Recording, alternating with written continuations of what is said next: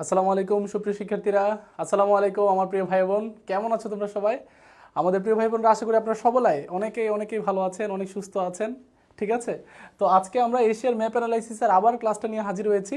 আপনারা সবাই একটু জানাবেন যে আমাদের লাইভ কি একদম ক্লিয়ার শুনতে পাচ্ছেন কিনা এবং আমাদেরকে দেখতে পাচ্ছেন কিনা। আমাদের ভাই বোনেরা যারা যুক্ত হচ্ছেন আজকের লাইভ ক্লাসটাতে, ঠিক আছে, অনেক দিন পর আবারও আপনাদের মঈন স্যার আপনাদের সামনে হাজির হয়েছে আরেকটা লাইভ ক্লাস নিয়ে। তো আপনারা একটু কষ্ট করে জানাবেন আমাদের লাইভ ক্লাসটা কি ক্লিয়ার কিনা, এবং লাইভ ক্লাসটা ক্লিয়ার করলে অবশ্যই আপনারা একটু কমেন্টে জানাবেন যে ক্লিয়ার স্যার। ওকে, আচ্ছা, আমাদের সাথে যুক্ত হচ্ছে রনি রয়। আর যারা যারা যুক্ত হচ্ছেন প্রিয় স্যারেরা, প্রতিদিনের মতোই আজকেও কিন্তু ব্যতিক্রম নয়। আজকে আমাদের এশিয়ার ম্যাপের আবার যে বাকি অংশটুকু রয়ে গিয়েছিল সেটার অ্যানালাইজ হবে ইনশাল্লাহ। তো আপনারা কি করবেন, আপনারা আজকের ক্লাসটা যত বেশি সম্ভব সর্বোচ্চ সংখ্যক শেয়ার করবেন, এবং শেয়ার করে আজকে কমেন্ট একটু লিখে দিতে হবে যে স্যার শেয়ার ডান। সবাই একটু লিখে দিতে হবে স্যার শেয়ার ডান। সবাই একটু লিখে দিতে হবে স্যার শেয়ার ডান। ওকে, ওয়ালাইকুম আসসালাম ইমরান। ওয়ালাইকুম আসসালাম ইমরান স্যার।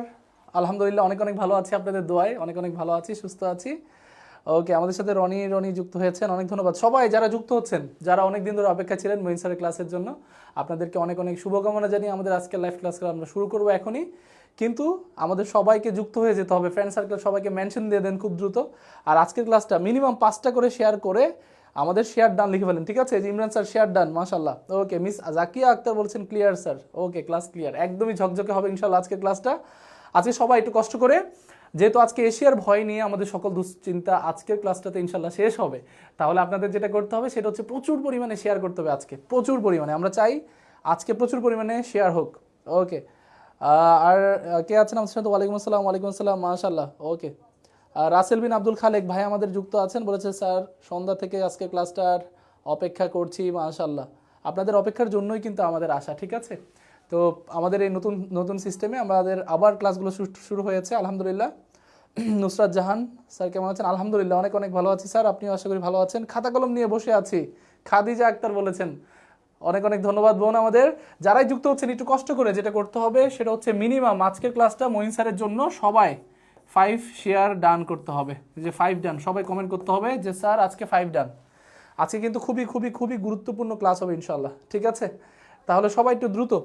আর আপনারা জানেন আমাদের আগস্ট মাসেই কিন্তু আমাদের যে সার্কুলারটা, বহুল প্রতীক্ষিত যে সার্কুলারটা, সেই সার্কুলারটা কিন্তু আপনারা জানেন যে আজকে হবে, ঠিক আছে? একজন বলছেন স্যার গরম লাগে না।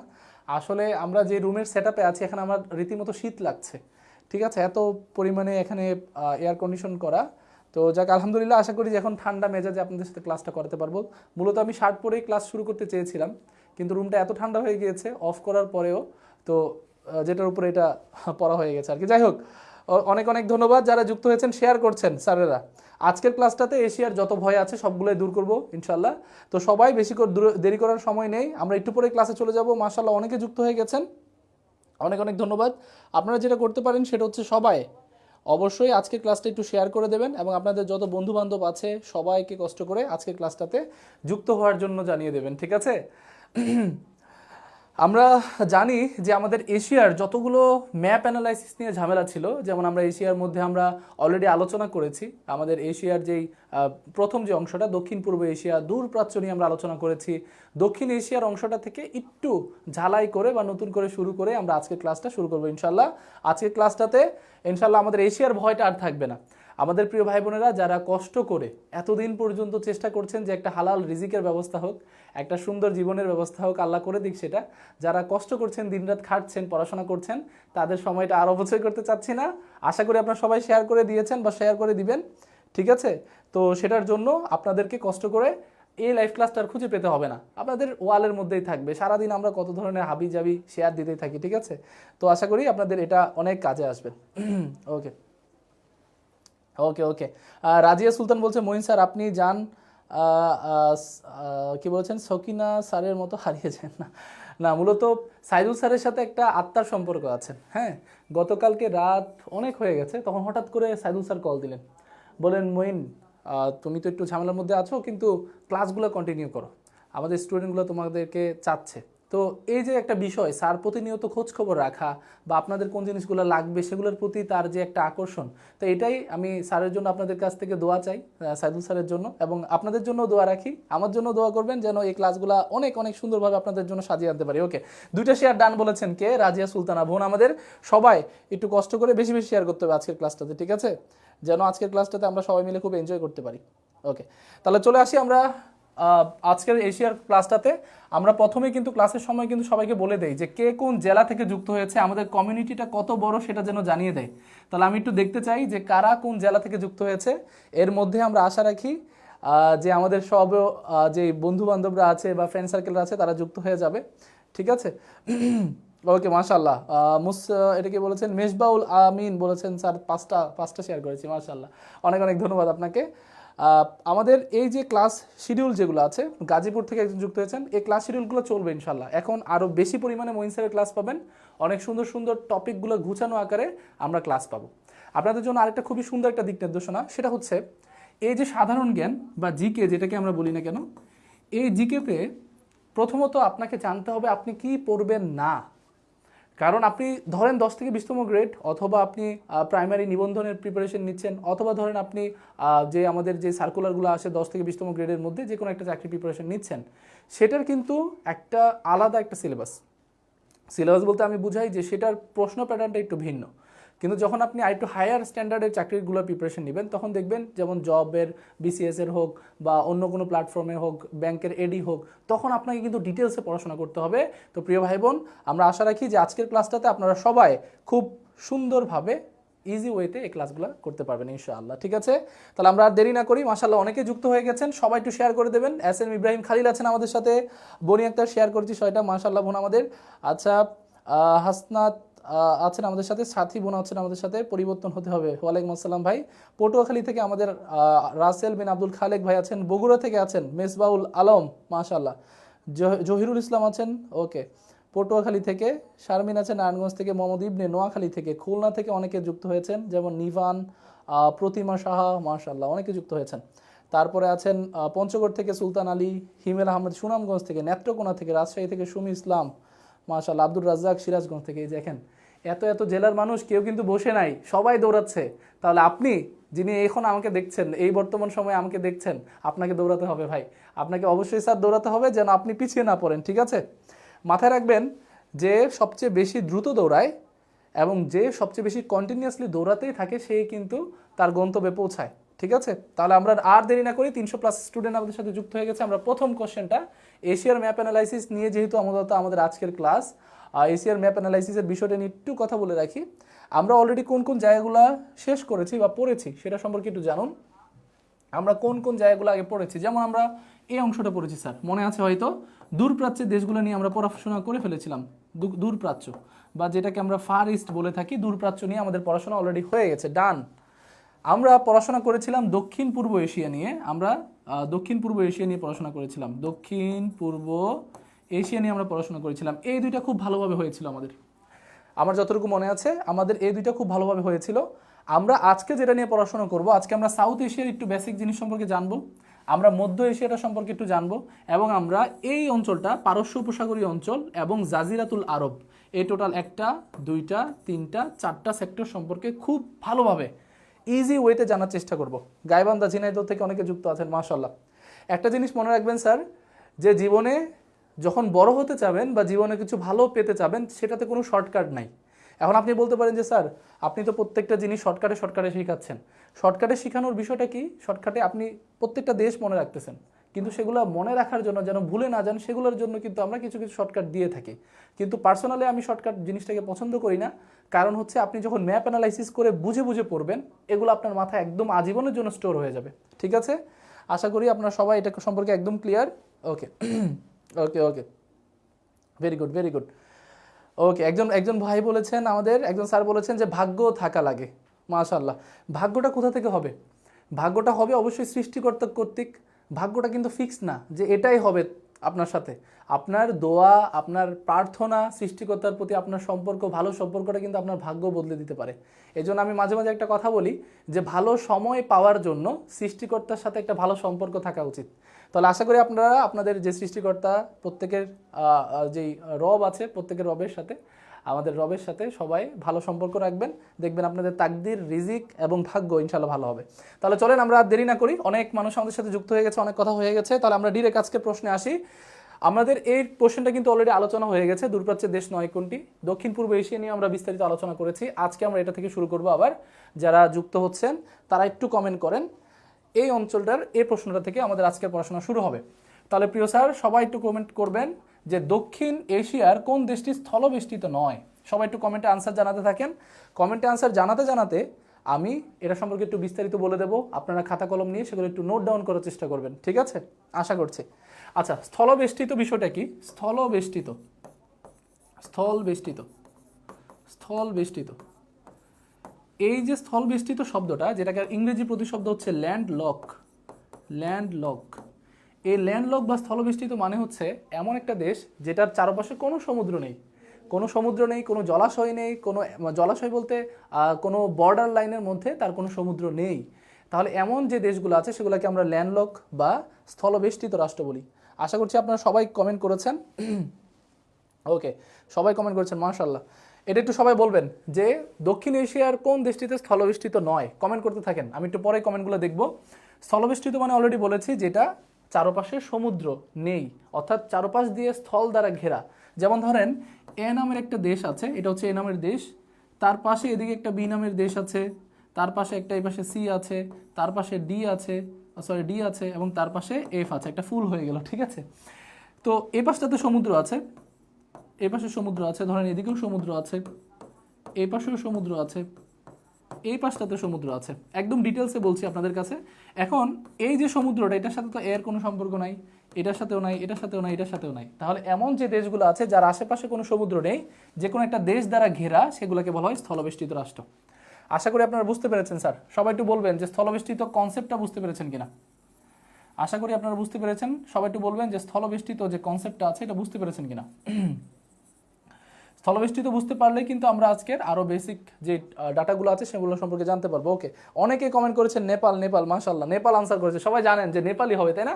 তাহলে আমরা একটু দেখি দক্ষিণ এশিয়ার কোন দেশটি স্থলবেষ্টিত নয়। এটা বলতে হলে আপনাকে দক্ষিণ এশিয়া সম্পর্কে জানতে হবে। দক্ষিণ এশিয়া সম্পর্কে আমরা একটু জানি। দক্ষিণ এশিয়া, দক্ষিণ এশিয়াতে কোন দেশগুলো আছে স্যার? দক্ষিণ এশিয়াতে আছে আমরা জানি প্রথমে বাংলাদেশ আছে, বাংলাদেশ। বাংলাদেশের পরে এই দক্ষিণ এশিয়ার সবচেয়ে বড় যে দেশটা আয়তন এবং জনসংখ্যা, এটার নাম হচ্ছে ভারত, ভারত। তাহলে এখানে আছে বাংলাদেশ, এখানে আছে ভারত, উপর দিকে একটা ল্যান্ডলক কান্ট্রি আছে, এটার নাম হচ্ছে নেপাল, নেপাল, নেপাল। দক্ষিণ এশিয়ার কোন দেশটি স্থলবেষ্টিত নয়? ঠিক আছে, আপনারা নেপাল আনসার করেছেন অনেকে, আমি দেখি আপনাদের আনসারটা হয় কিনা। আচ্ছা, এই জিনিসটা আপনারা পড়েন না এবং এটার কারণে অনেকের জব নাই হয়ে যায়, ঠিক আছে? এই নয় শব্দটা, নাই শব্দটা, নেই শব্দটা, এটা কিন্তু আমরা পড়ি না। তাহলে এখানে স্থলবেষ্টিত বলে নাই, স্থলবেষ্টিত নয় কোনটা সেটা বলেছে। আচ্ছা, নেপাল এটা তাহলে স্থলবেষ্টিত। এটার পরে এই পাশটাতে দেখবেন ভুটান আছে, ভুটান, এই যে ভুটান, যেটার এই পাশটাতে মিয়ানমার আছে, মিয়ানমার যদি দক্ষিণ এশিয়ার দেশ না, তাহলে ভুটানটাও স্থলবেষ্টিত, এটাও স্থলবেষ্টিত। আমি স্টার মার্ক দিয়ে দিচ্ছি, এটা এটা। বাংলাদেশ ভারতের নিচে, নিচে এই দেশটা হচ্ছে শ্রীলঙ্কা, শ্রীলঙ্কা, শ্রীলঙ্কা। আর এই পাশটাতে আছে পাকিস্তান, পাকিস্তান। আর তার ঠিক উপর দিকটাতে আছে আফগানিস্তান, আফগানিস্তান। এখন আপনারা জানেন আফগানিস্তানকে ঘিরে ওই পাশটাতে আরেকটা দেশ আছে, এটার নাম হচ্ছে ইরান। এই ইরান দেশটা এই পাশটাতে আছে। আমরা জানি ইরান দক্ষিণ এশিয়ার দেশ না, দক্ষিণ এশিয়ার দেশ শুধু এগুলা, কোনগুলা? আফগানিস্তান, পাকিস্তান, ভারত, শ্রীলঙ্কা, বাংলাদেশ, ভুটান এবং নেপাল। তাহলে এগুলোর মধ্যে আমরা জানি কোন দেশগুলো সবচেয়ে বেশি, বা এই দেশ এই অঞ্চলের মধ্যে সবচেয়ে বেশি স্থলবেষ্টিত রাষ্ট্র হিসেবে পরিচিত কোনগুলা?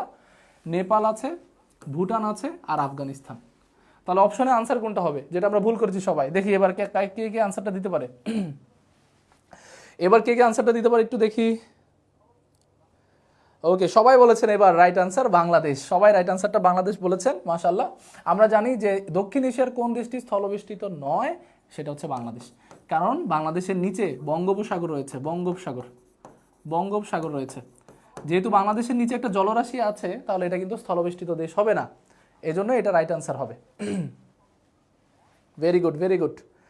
স্থলবেষ্টিত দেশ কোনটা দেখেন? আফগানিস্তান স্থলবেষ্টিত, নেপাল স্থলবেষ্টিত, ভুটান স্থলবেষ্টিত, নয় কোনটা? নয় হচ্ছে বাংলাদেশ। Right answer. দেখি এবার কে কে বাংলাদেশ আনসার করেছে। বিনা আক্তার বাংলাদেশ, ওকে। নাইম ভাই বলেছেন বাংলাদেশ। ভাবনাই বাংলাদেশ, মাশাল্লাহ। ওকে, ও না সরি, ভাবনাই শুধু তুমি, ওরে বাপরে। উম্মে সামিহা নুমাইরা বলেছেন বাংলাদেশ। রয় সাধন বলেছেন বাংলাদেশ। শাহিনুর রহমান, আমাদের কাউসার আলী ভাই, শাহিন আপন স্যার বলেছেন। ওকে, ভেরি গুড। ওকে, মায়ের কিউট বড় ছেলে বলেছেন বাংলাদেশ। এই অস্থির অস্থির নামগুলা মারাত্মক লেভেলের, ঠিক আছে। ওকে, একদিন আমার কাছে একটা ফ্রেন্ড রিকোয়েস্ট আসলো। ফ্রেন্ড রিকোয়েস্টে যে ছেলেটা বা মেয়েটা, আমি জানি না কে তিনি, তো আইডির নাম হচ্ছে টাকা দে। আমি তো ভয় পাইছি, কি রে টাকা দে কয় কে, আমি কার থেকে টাকা নিলাম। আচ্ছা, যাই হোক। ওকে, আশা করি সবাই সবাই একদমই ক্লিয়ার আছেন, একদমই ক্লিয়ার আছেন আশা করছি। তাহলে আমরা সবাই বাংলাদেশ, এটা নিয়ে কোনো সন্দেহ নাই। আমি এবার কিছু বেসিক তথ্য দেই আপনাদেরকে এই স্থলবেষ্টিত রাষ্ট্র সম্পর্কে। স্থলবেষ্টিত রাষ্ট্র সম্পর্কে কিছু বেসিক তথ্য দেই। যেমন এই যে স্থলবেষ্টিত কথাটা আমরা বলি, স্থলবেষ্টিত রাষ্ট্র, এই স্থলবেষ্টিত রাষ্ট্র আমরা জানি যে মোট আছে কতটি বলেন তো? সারা বিশ্বে 44টি। সারা বিশ্বে 44টি রাষ্ট্র আছে যেগুলোকে বলা হয় স্থলবেষ্টিত রাষ্ট্র। এই স্থলবেষ্টিত 44টা দেশের মধ্যে এশিয়াতে কয়টা আছে? এশিয়াতে আছে মূলত 11টা, ভিন্ন ক্ষেত্রে 12টা। এখন আপনি বলতে পারেন যে স্যার 11টা দিলেন আবার 12টা দিলেন, ঝামেলা কারে নিয়ে? মূলত এখানে একটা নিয়েই তো ঝামেলা। ওই ঝামেলাটার লোকটা কে? এটার নাম হচ্ছে আজারবাইজান।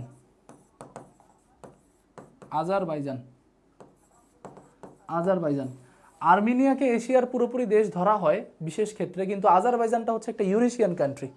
ইউরেশিয়ান কান্ট্রি মানে আপনারা সবাই জানেন ইউরোপ এবং এশিয়া দুইটা মানে মহাদেশে যেটার অবস্থান আছে, যেমন তুরস্ক, ঠিক আছে। সেটাও কিন্তু একটা ল্যান্ডলক কান্ট্রি, বা যেটাকে আমরা বলতে পারি একটা ভূবেষ্টিত রাষ্ট্র। কি বলতে পারি? ভূবেষ্টিত রাষ্ট্র, ঠিক আছে, ভূবেষ্টিত রাষ্ট্র। তাহলে আশা করছি এটা ক্লিয়ার। এশিয়াতে 11টা বা 12টা, দুইটা অপশনে আসলে আপনারা 12টা দাগাবেন। দুইটা অপশনে থাকলে আপনারা 12টা দাগাবেন। ওকে, 12টা দাগাবেন। ওকে, এবার একটু খেয়াল করেন, স্থলবেষ্টিত মানে কি? একটা দেশ থাকবে, ওই দেশটার চারপাশে শুধু ভূমি থাকবে, কোনো জল থাকবে না। কিন্তু পরীক্ষাতে মাঝে মাঝে এমন একটা প্রশ্ন আসে যে ডাবল ল্যান্ডলক কান্ট্রি বলা হয় কাকে? এই প্রশ্নটার আনসার দেন। ডাবল ল্যান্ডলক কান্ট্রি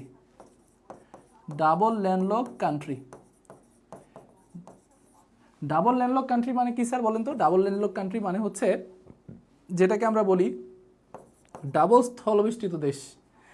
স্থলবেষ্টিত দেশ বা ডাবল ল্যান্ডলক কান্ট্রি। অর্থাৎ একটা দেশ দুইটা এমন দেশ দ্বারা ঘেরা যেগুলো নিজেরাও কিন্তু স্থলবেষ্টিত রাষ্ট্র। এটা আশা করি অনেকে বুঝেছেন, অনেকে বুঝেন নাই। এটা সম্পর্কে আমি একটু বিস্তারিত বলি।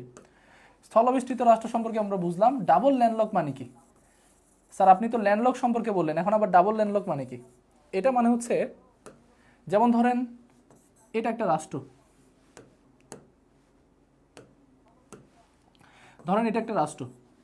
এই রাষ্ট্রের নাম হচ্ছে ক।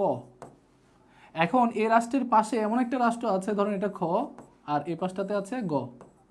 এমন রাষ্ট্র আছে যারা নিজেরাও স্থলবেষ্টিত, অর্থাৎ এটাও স্থলবেষ্টিত। তাহলে এই যে দেখেন তো ক নাম্বার যে রাষ্ট্রটা আছে, এটাকে খ এবং গ ঘিরে রেখেছে।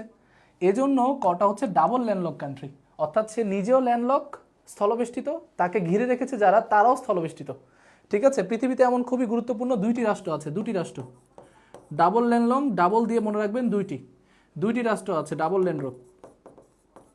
তাহলে সবাই একটু কমেন্টে জানান তো স্যার, পৃথিবীতে ডাবল ল্যান্ডলক কান্ট্রি আছে কয়টা? সবাই একটু বলবেন যে পৃথিবীতে ডাবল ল্যান্ডলক আছে কয়টি রাষ্ট্র? পৃথিবীতে ডাবল ল্যান্ডলক আছে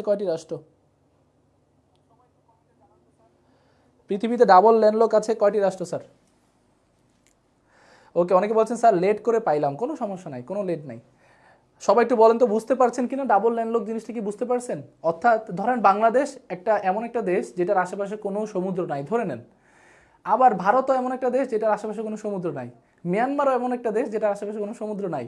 তাহলে বাংলাদেশটা হবে ডাবল ল্যান্ডলক কান্ট্রি, কারণ বাংলাদেশের আশেপাশে যে দেশগুলো আছে তারাও স্থলবেষ্টিত, বাংলাদেশও স্থলবেষ্টিত।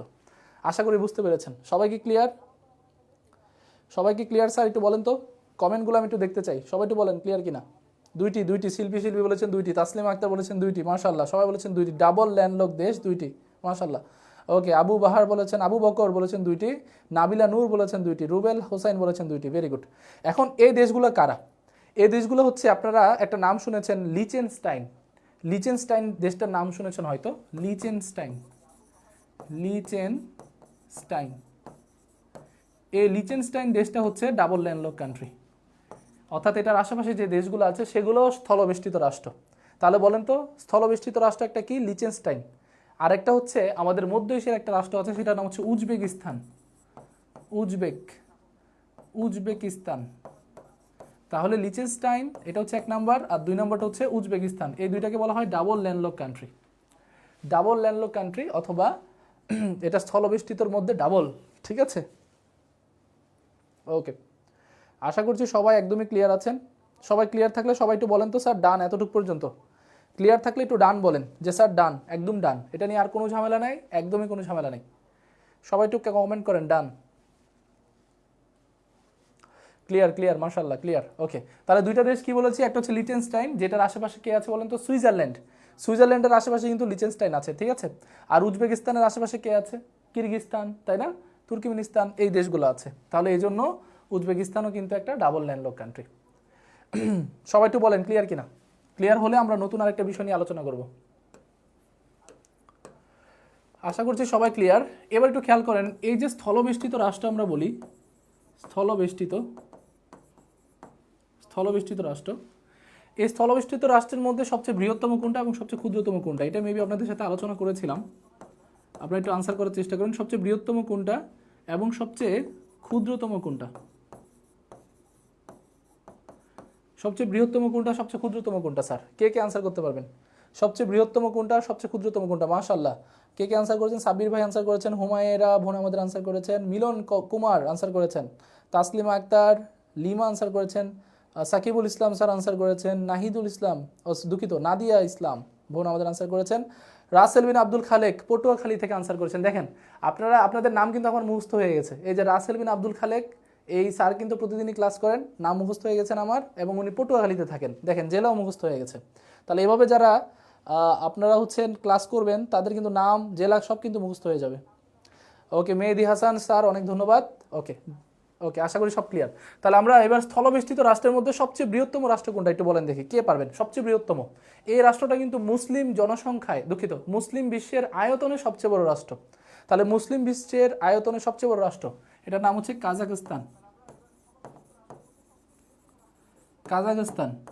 পাশাপাশি ক্ষুদ্রতমটা হচ্ছে Vatican city. Vatican city, Vatican city, Vatican CTO কিন্তু পৃথিবীর সবচেয়ে ক্ষুদ্রতম রাষ্ট্র। পাশাপাশি এই ভ্যাটিকান সিটি কিন্তু আমরা জানি যে একটা স্থলবেষ্টিত রাষ্ট্র, বা যেটাকে আমরা ল্যান্ডলক কান্ট্রি নামে ডাকি, ল্যান্ডলক কান্ট্রি। ওকে, মাজহারুল ইসলাম আমাদের সাথে যুক্ত হয়েছেন, ওয়ালাইকুম আসসালাম। যারা যুক্ত হচ্ছেন একটু কষ্ট করে স্যার আজকে কিন্তু শেয়ার করে দিতে হবে, ঠিক আছে? আমরা চাই আপনাদের জন্য নতুন সুন্দর সুন্দর কন্টেন্ট দিতে, কিন্তু এটাকে উৎসাহ দেওয়ার পালা কিন্তু আপনাদের, দায়িত্ব কিন্তু আপনাদের। তো সেই জন্য আপনার বেশি বেশি করে শেয়ার করে রাখবেন। ওকে, ভেরি গুড।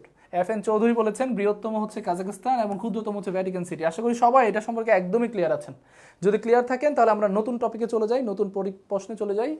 উড়ে গেল প্রশ্ন, তারপরের প্রশ্ন, নিচের কোনটি পারস্য উপসাগরীয় রাষ্ট্র নয়?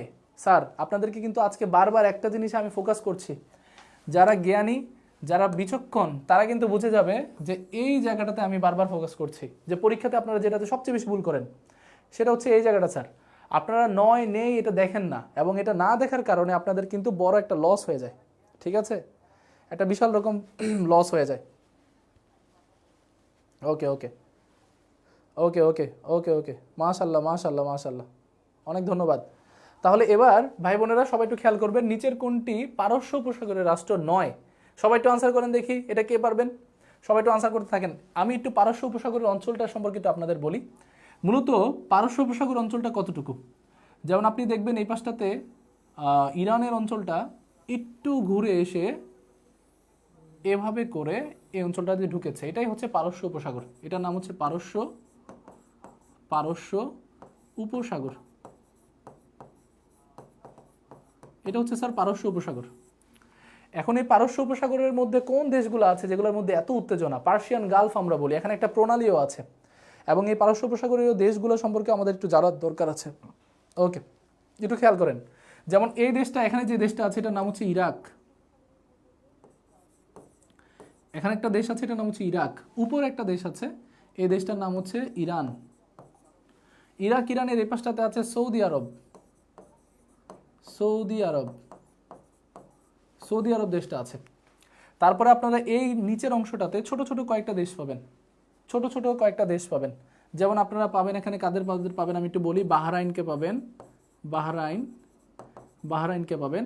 আপনারা এই পাশটাতে পাবেন ওমানকে, ওমান, ঠিক আছে।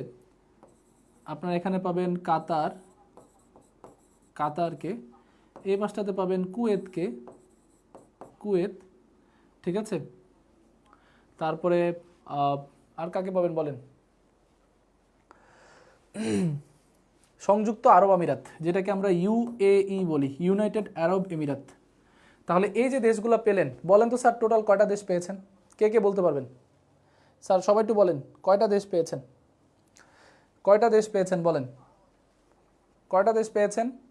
এখানে পেয়েছেন, আমি একটু গণি আপনাদের সাথে। ইরাক একটা দেশ, ইরান দুইটা দেশ, সৌদি আরবিয়া তিনটা দেশ, বাহরাইন চারটা দেশ, ওমান পাঁচটা দেশ, কাতার ছয়টা দেশ, দুঃখিত কুয়েত সাতটা দেশ, এবং 8 নম্বর দেশ হচ্ছে ইউএই, সংযুক্ত আরব আমিরাত, ইউএই। স্যার মনে হয় কি বলেছেন?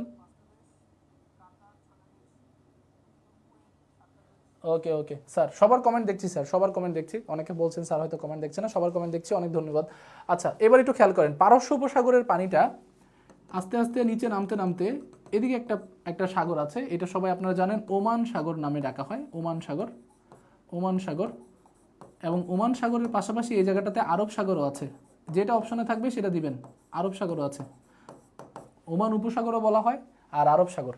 তাহলে এই দুইটা জলসীমা যুক্ত হয়ে গেছে ইরাক, এবং এই পাশে হচ্ছে আপনার সংযুক্ত আরব আমিরাত, এই দুইটাকে পৃথক করেছে যে প্রণালী, সেই প্রণালীটার নাম হচ্ছে হরমুজ প্রণালী। আমরা প্রণালী ক্লাসে কিন্তু বলেছিলাম হরমুজ প্রণালী পৃথিবীর বিখ্যাত একটা প্রণালী আছে এই পাশটাতে। কারণ আপনারা জানেন এই দেশগুলো সবাই কিন্তু যে প্রাকৃতিক তেল আছে আমাদের, খনিজ তেল, এই তেলগুলো কিন্তু আহরণ করে বা এক্সট্র্যাক্ট করে, মাটি থেকে উত্তোলন করে, আহরণ না দুঃখিত, উত্তোলন করে। তাহলে এই উত্তোলন করে যারা, যে দেশগুলো আছে সেই দেশগুলো কিন্তু এই পারস্য উপসাগর হয়ে, হরমুজ প্রণালী হয়ে ভারত মহাদেশে, ভারতীয় উপমহাদেশে, অথবা আমাদের এই পাশটাতে যে আফ্রিকার বিভিন্ন দেশগুলোতে তেল সাপ্লাই দেয়। এই জন্য এই প্রণালীটা খুব খুব গুরুত্বপূর্ণ। সবাই কি বুঝতে পেরেছেন স্যার? সবাই কি বুঝতে পেরেছেন? সবাই কি বুঝতে পেরেছেন? সবাই কি বুঝতে পেরেছেন স্যার? আশা করি সবাই ক্লিয়ার, একদমই ক্লিয়ার সবাই। যদি সবাই ক্লিয়ার হয়ে থাকেন, আমি একটা মাত্র টেকনিক দিব, কাবিলা টেকনিক। আজকে সবাই বলেন কাবিলা টেকনিক লাগবে কিনা, সবাই বলেন। কাবিলা টেকনিক দিব যেন আপনারা মনে রাখতে পারেন, নোয়াখালীর সেই কাবিলা টেকনিক। কাবিলা টেকনিক দিব। আশা করছি এটা সম্পর্কে আপনারা সবাই ক্লিয়ার, এই যে ম্যাপ অ্যানালাইসিস সম্পর্কে। অর্থাৎ এখানে ইরাক আছে, ইরান আছে, সৌদি আরব, বাহরাইন, ওমান, কাতার, কুয়েত, এবং আছে কে বলেন তো, সংযুক্ত আরব আমিরাত। তাহলে এই দেশগুলো মনে রাখার জন্য আপনাদেরকে একটা কাবিলা টেকনিক দিয়ে দেয়, যে পারস্য উপসাগরের রাষ্ট্র কোনগুলা, সেগুলো মনে রাখার টেকনিক। টেকনিকটা হচ্ছে কিছুটা এরকম,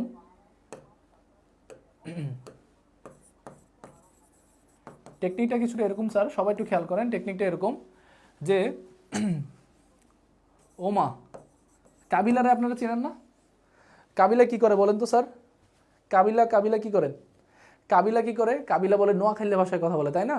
ধরেন কাবিলা একটু দুষ্টামি করতেছে তার যে বেআইন সাহেব আছে, বেআইনের সাথে, ঠিক আছে। কাবিলা তো এমনি একটু দুষ্টামি করে বেশি, ঠিক আছে। তো কাবিলা টেকনিকটা সম্পর্কে আমরা একটু জানবো, যে ওমা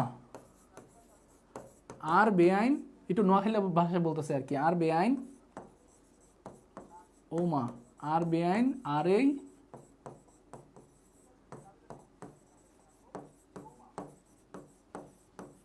কাতুকুতুদের কিল্লাই, ঠিক আছে। কিল্লাই শব্দটা কিন্তু তারা ইউজ করে, ও মার বেআইন আর এই কাতুকুতুদের কিল্লাই, ঠিক আছে। তাহলে এই যে কাবিলার বেআইনের সাথে একটু দুষ্টামির একটা লাইন দিয়ে আমরা মনে রাখতে পারবো পারস্য উপসাগরের যে রাষ্ট্রগুলো আছে সেগুলো। দুঃখিত এ ধরনের টেকনিকগুলো দেওয়ার জন্য, কিন্তু মনে রাখার জন্য এটা কিন্তু খুবই ইজি। তাহলে ওমা আর বেআইন আর এই কাতুকুতুদের কিল্লাই, এটা কে বলেছে? এটা বলেছেন আমাদের সবার কাবিলা, কাবিলা ভাই বলেছেন এটা। তাহলে কাবিলা নোয়াখালী ভাষা এটা বলেছেন। আমি জানি না নোয়াখালী ভাষাটা কি এরকম কিনা। আচ্ছা, একজন বলছেন স্যার সাউন্ড একটু কম শোনা যাচ্ছে, এখন একটু দেখেন কি, এখন ক্লিয়ার কিনা একটু বলবেন, সাউন্ড ক্লিয়ার কিনা একটু বলবেন। আচ্ছা, সাউন্ড কম বলেছেন একজন, সবাই একটু বলেন তো স্যার সাউন্ড ক্লিয়ার আছে কিনা।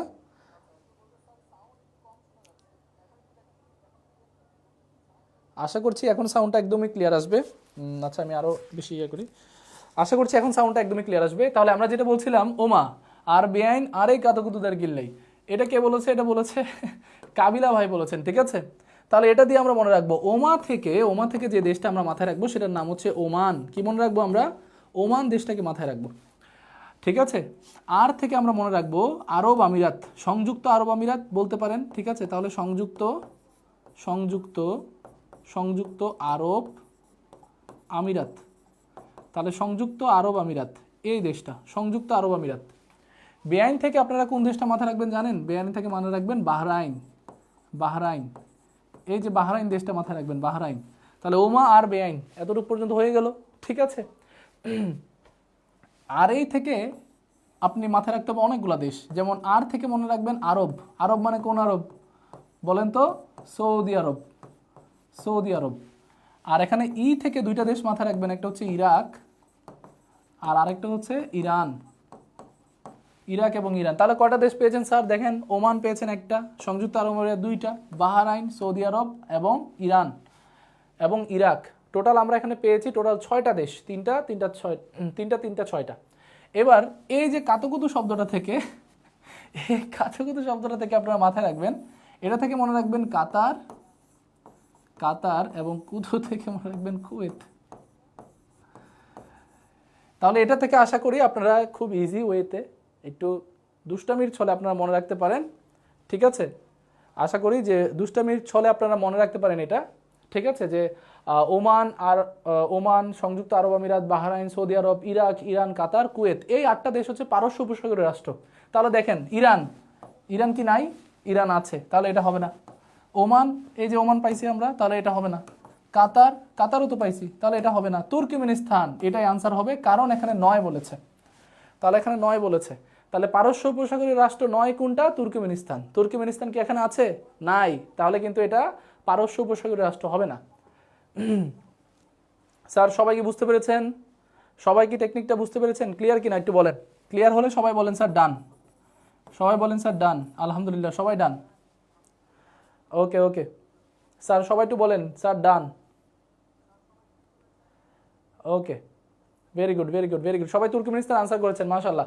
সবাই আশা করছি এটা একদমই ক্লিয়ার। তাহলে আমরা আরেকবার বলি, ওমার বেয়ানারে কাতুকুতুদের গিল্লাই, কে বলেছেন? কাবিলা ভাই বলেছেন। এবং এটা দিয়ে আমরা পারস্য উপসাগরের রাষ্ট্রগুলো মনে রাখতে পারি, যেমন ওমান, সংযুক্ত আরব আমিরাত, বাহরাইন, সৌদি আরব, ইরাক, ইরান, কাতার এবং কুয়েত। সবাইকে ক্লিয়ার? ওকে, ভেরি গুড ভেরি গুড, মাশাআল্লাহ, ভেরি গুড ভেরি গুড। আপনাদের একটা জিনিস নিয়ে একটু ঝামেলা থাকে, সেই ঝামেলাটা একটু আজকে সলভ করে দেই। এই যে সংযুক্ত আরব আমিরাত, সংযুক্ত আরব আমিরাত, এটা নিয়ে আপনাদের অনেক ঝামেলা থাকে। আপনারা বলেন তো, সংযুক্ত আরব আমিরাত বলতে কতগুলা দেশের বা কতগুলা প্রদেশের সংযুক্ত অবস্থানকে বোঝানো হয়? অর্থাৎ আরব আমিরাতে কয়টা প্রদেশ আছে? কেন এটাকে সংযুক্ত আরব আমিরাত বলা হয়? মূলত আমরা জানি যে ইউএই অর্থাৎ ইউনাইটেড আরব আমিরাত, এই আমিরাতটা গড়ে উঠেছে টোটাল 7টা বড় বড় প্রদেশ, অর্থাৎ তাদের জন্য বড়, এটা আয়তনে বেশি বড় না, 7টা প্রদেশ যুক্ত হয়ে এই সংযুক্ত আরব আমিরাত গঠিত হয়েছে। 7টা প্রদেশ কি কি এটা সম্পর্কে একটু বলি, কারণ এটা মাঝে মাঝে চলে আসতে পারে। 7টা প্রদেশ কি কি একটু খেয়াল করেন, যে 7টা প্রদেশ কি কি এটা সম্পর্কে একটু বলি। যে আরব আমিরাতে যে 7টা প্রদেশ নিয়ে আমাদের প্রায় সময় প্রশ্ন আসে, যে আরব আমিরাতের প্রদেশগুলো কি কি, সেগুলো সম্পর্কে একটু বলি। দেখেন, আরব আমিরাতে যে প্রদেশ আছে, প্রদেশ আছে 7টি প্রদেশ আছে। কোথাকার? ইউএই বা সংযুক্ত আরব আমিরাত। একটু কমেন্ট করে জানান কে কে পারবেন, কে কে পারবেন। যেমন একটা আছে, কি বলেন তো স্যার? একটা আছে এমন, একটা আছে আমরা জানি যে আবুধাবি, আবুধাবি, আবুধাবি। একটা আছে দুবাই, দুবাই বলতে আমরা সবাই অনেকে দেশ মনে করি যে দুবাই দেশে গেছে, ঠিক আছে, আসলে সেটা কিন্তু দেশ না, সেটা আরব আমিরাতের একটা অংশ, প্রদেশ। এবং আছে শারজা, শারজা। সবাই এতটুকু 3টা একটু লিখে নেন। কি কি বলেছি স্যার? সবাই একটু বলবেন। আবুধাবি, দুবাই এবং শারজা, 3টা একটু লেখেন, সবাই একটু লেখেন। আবুধাবি, দুবাই এবং শারজা, আবুধাবি, দুবাই এবং শারজা, আবুধাবি, দুবাই এবং শারজা, আবুধাবি, দুবাই এবং শারজা। তাহলে প্রদেশ 7টা, 7টার মধ্যে খুবই গুরুত্বপূর্ণ 3টা হচ্ছে আবুধাবি, দুবাই এবং শারজা। এটা ছাড়া আমরা আর কি শিখবো? কমেন্টে জানান, সবাই একটু কমেন্টে জানান। 7টা প্রদেশ, মাশাআল্লাহ, 7টা প্রদেশ সবাই আনসার করেছেন। মিখাইল ভাই আনসার করেছেন, ওকে। তারপরে মুকলেশ সিদ্দিক ভাই বলেছেন, মিলন কুমার বলেছেন, ওকে ভেরি গুড। সামিয়া হক বলেছেন ডান, মাশাআল্লাহ, ওকে সবাই ডান। তারপরে এটা ছাড়া আর কি আছে? এটা ছাড়া আছে আজমান, আজমান আছে। আজমানটা খুব গুরুত্বপূর্ণ, আমি এই পাশে লিখে দিচ্ছি। একটা হচ্ছে আজমান, আজমান, একটা হচ্ছে আজমান। তাহলে আজমান নামের কিন্তু তাদের একটা প্রদেশ আছে, আজমান প্রদেশ। তাহলে কি কি বললাম? আবুধাবি, দুবাই, শারজা এবং আজমান। সবাই ক্লিয়ার কিনা একটু বলেন তো? সবাই ক্লিয়ার? সবাই কি ক্লিয়ার? আবুধাবি, দুবাই, শারজা সবাই আনসার করছেন, ভেরি গুড। আমি বারবার করে আপনাদেরকে কেন ক্লিয়ার বলি? যেন আপনারা কমেন্ট করেন যে স্যার অলরেডি ক্লিয়ার, আলহামদুলিল্লাহ, ওকে। আবুধাবি, দুবাই এবং শারজা এবং আজমান। এটা ছাড়া আছে উম্মে, উম্মে আল কোয়াইন, উম্মে আল কোয়াইন। তাহলে কয়টা হলো? এখানে 3টা, এখানে 2টা, 5টা। তাহলে কি কি আছে স্যার বলেন তো? উম্মে আল কোয়াইন, উম্মে আল কোয়াইন। তাহলে উম্মে আল কোয়াইন এগুলো সম্পর্কে একটু জানাইতে হবে। উম্মে আল কোয়াইন, উম্মে আল কোয়াইন একটা আছে, একটা হচ্ছে উম্মে আল কোয়াইন, আরেকটা আছে ফুজাইয়া, ফুজাইয়া, ফুজাইয়া, ফুজাইয়া। আর আরেকটা আছে যেটা লাস্ট ওয়ান, সেটা হচ্ছে রাস আল, এটা কি বলে? রাস আল খাইয়া, খাইয়াম বা খাইমা। এটাকে আমরা শুধুমাত্র খাইমা উচ্চারণটা বলতে পারি, খাইমা, খাইমা। তাহলে একটা হচ্ছে ফুজাইয়া, একটা হচ্ছে খাইমা, একটা হচ্ছে কোয়াইন, একটা হচ্ছে আজমান, একটা হচ্ছে শারজা, একটা হচ্ছে দুবাই, একটা হচ্ছে আবুধাবি। নামগুলো একটু ক্রিটিক্যাল। আপনারা যারা যারা কমেন্ট করেছেন এখন পর্যন্ত, ভেরি গুড, অনেক অনেক ধন্যবাদ আপনাদের। আপনারা যারা যারা কমেন্ট করছেন অনেক ধন্যবাদ। উম্মে আল কোয়াইন, ভেরি গুড, উম্মে আল কোয়াইন, ভেরি গুড। আমি সবারগুলো আরেকবার বলে দিচ্ছি। একটা হচ্ছে আবুধাবি, একটা হচ্ছে দুবাই, একটা হচ্ছে শারজা, একটা হচ্ছে আজমান, একটা হচ্ছে উম্মে আল কোয়াইন, একটা হচ্ছে ফুজাইয়া, আর একটা হচ্ছে রাস আল খাইমা। এটা শুধুমাত্র আমি খাইমা লিখে দিলাম, এটা উচ্চারণটা হবে Ras Al Khaimah, Ras Al Khaimah. Very good, very good. কে আনসার করেছেন এটা? অনুপমা আরুষি বোন আমাদের আনসার করেছেন, মাশাআল্লাহ, ভেরি গুড। তাহলে আপনারা যারা এটা আনসার করছেন স্যার, অনেক অনেক ধন্যবাদ আপনাদের। Very good, very good sir, অনেক কঠিন। হ্যাঁ, এগুলো আপনাদের মুখস্থ করতে হবে। আপনারা শুধু জানেন যে 7টা প্রদেশ আছে, শুধুমাত্র একবার দেখার দেখে রাখেন, ঠিক আছে? আচ্ছা, আশা করছি পারস্য উপসাগর নিয়ে সবার ক্লিয়ার। যদি ক্লিয়ার হয় আমরা পরেরটা নিয়ে পরেরটাতে চলে যাচ্ছি। সবাই একটু বলেন ক্লিয়ার কিনা, সবাই একটু বলেন ক্লিয়ার কিনা। আমাদের আরেকটা কোশ্চেন হচ্ছে জাজিরাতুল আরব। সবাই একটু আনসার করেন, জাজিরাতুল আরব, জাজিরা শব্দের অর্থ কি? এই যে জাজিরা, এই যে জাজিরা শব্দের অর্থ কি? জাজিরা, জাজিরা শব্দের অর্থ কি? আমরা জানি জাজিরা শব্দের অর্থ হচ্ছে দ্বীপ। আর জাজিরাতুল আরব বলতে মূলত আরব উপদ্বীপ বলতে বোঝানো হয়, আরব উপদ্বীপ, আরব উপদ্বীপ। তাহলে জাজিরাতুল আরব বলতে আমরা বুঝি আরব উপদ্বীপ। জাজিরাতুল আরব বলতে কি বুঝি স্যার? আরব উপদ্বীপ বুঝি। জাজিরাতুল আরব বলতে আমরা বুঝি আরব উপদ্বীপ, আরব উপদ্বীপ, জাজিরাতুল আরব অথবা আরব উপদ্বীপ। সবাই একটু ক্লিয়ার বলেন যে ক্লিয়ার। এবার জাজিরাতুল আরব শব্দের অর্থ কি? এখানে কি কি আছে? আরব উপদ্বীপ, আরব বদ্বীপ, আরব দ্বীপ, নাকি আরব উপসাগর? আরব উপসাগর হবে না, আরব দ্বীপও হবে না, বদ্বীপও হবে না। তাহলে আনসার কি হবে? আরব উপদ্বীপ। সবাই কি এটা আনসার করেছেন? সি আনসার করেছেন, মাশাআল্লাহ, সি আনসার করেছেন সবাই, সি আনসার। পুঞ্জগুচ্ছ আনসার করেছেন, শারমিন আক্তার ডলি, দুঃখিত, শারমিন আক্তার ডলি, সাইদ আনসার করেছেন, শেখ সালেহ শেখ আনসার করেছেন, তানজিলা শর্মি আনসার করেছেন দ্বীপ বা উপদ্বীপ, উম্মে আল কোয়াইন আগেরটা আনসার করেছেন রিপা আক্তার, ভেরি গুড। বিনা আক্তার বলেছেন আরব উপদ্বীপ, মাশাআল্লাহ, ওকে। তাহলে এই যে আরব উপদ্বীপের মধ্যে আমরা একটু ভালো করে মাথায় রাখবো, এই আরব উপদ্বীপ নিয়ে অনেকগুলো পড়া আছে। আপনারা এটা আনসার যেহেতু করে ফেলেছেন, আমরা এটা নিয়ে একটু বিস্তারিত আজকে পড়বো, এই জাজিরাতুল আরব সম্পর্কে একটু বিস্তারিত জানার চেষ্টা করব। একটু খেয়াল করেন জাজিরাতুল আরব মূলত কোথায়? জাজিরাতুল আরবটা মূলত গড়ে উঠেছে যেই উপসাগরটাকে কেন্দ্র করে, সেটা হচ্ছে লোহিত উপসাগর বা লোহিত সাগর বলে আপনারা জানেন। উপসাগর এটা সাগর হবে। এই যে এই অঞ্চলটাতে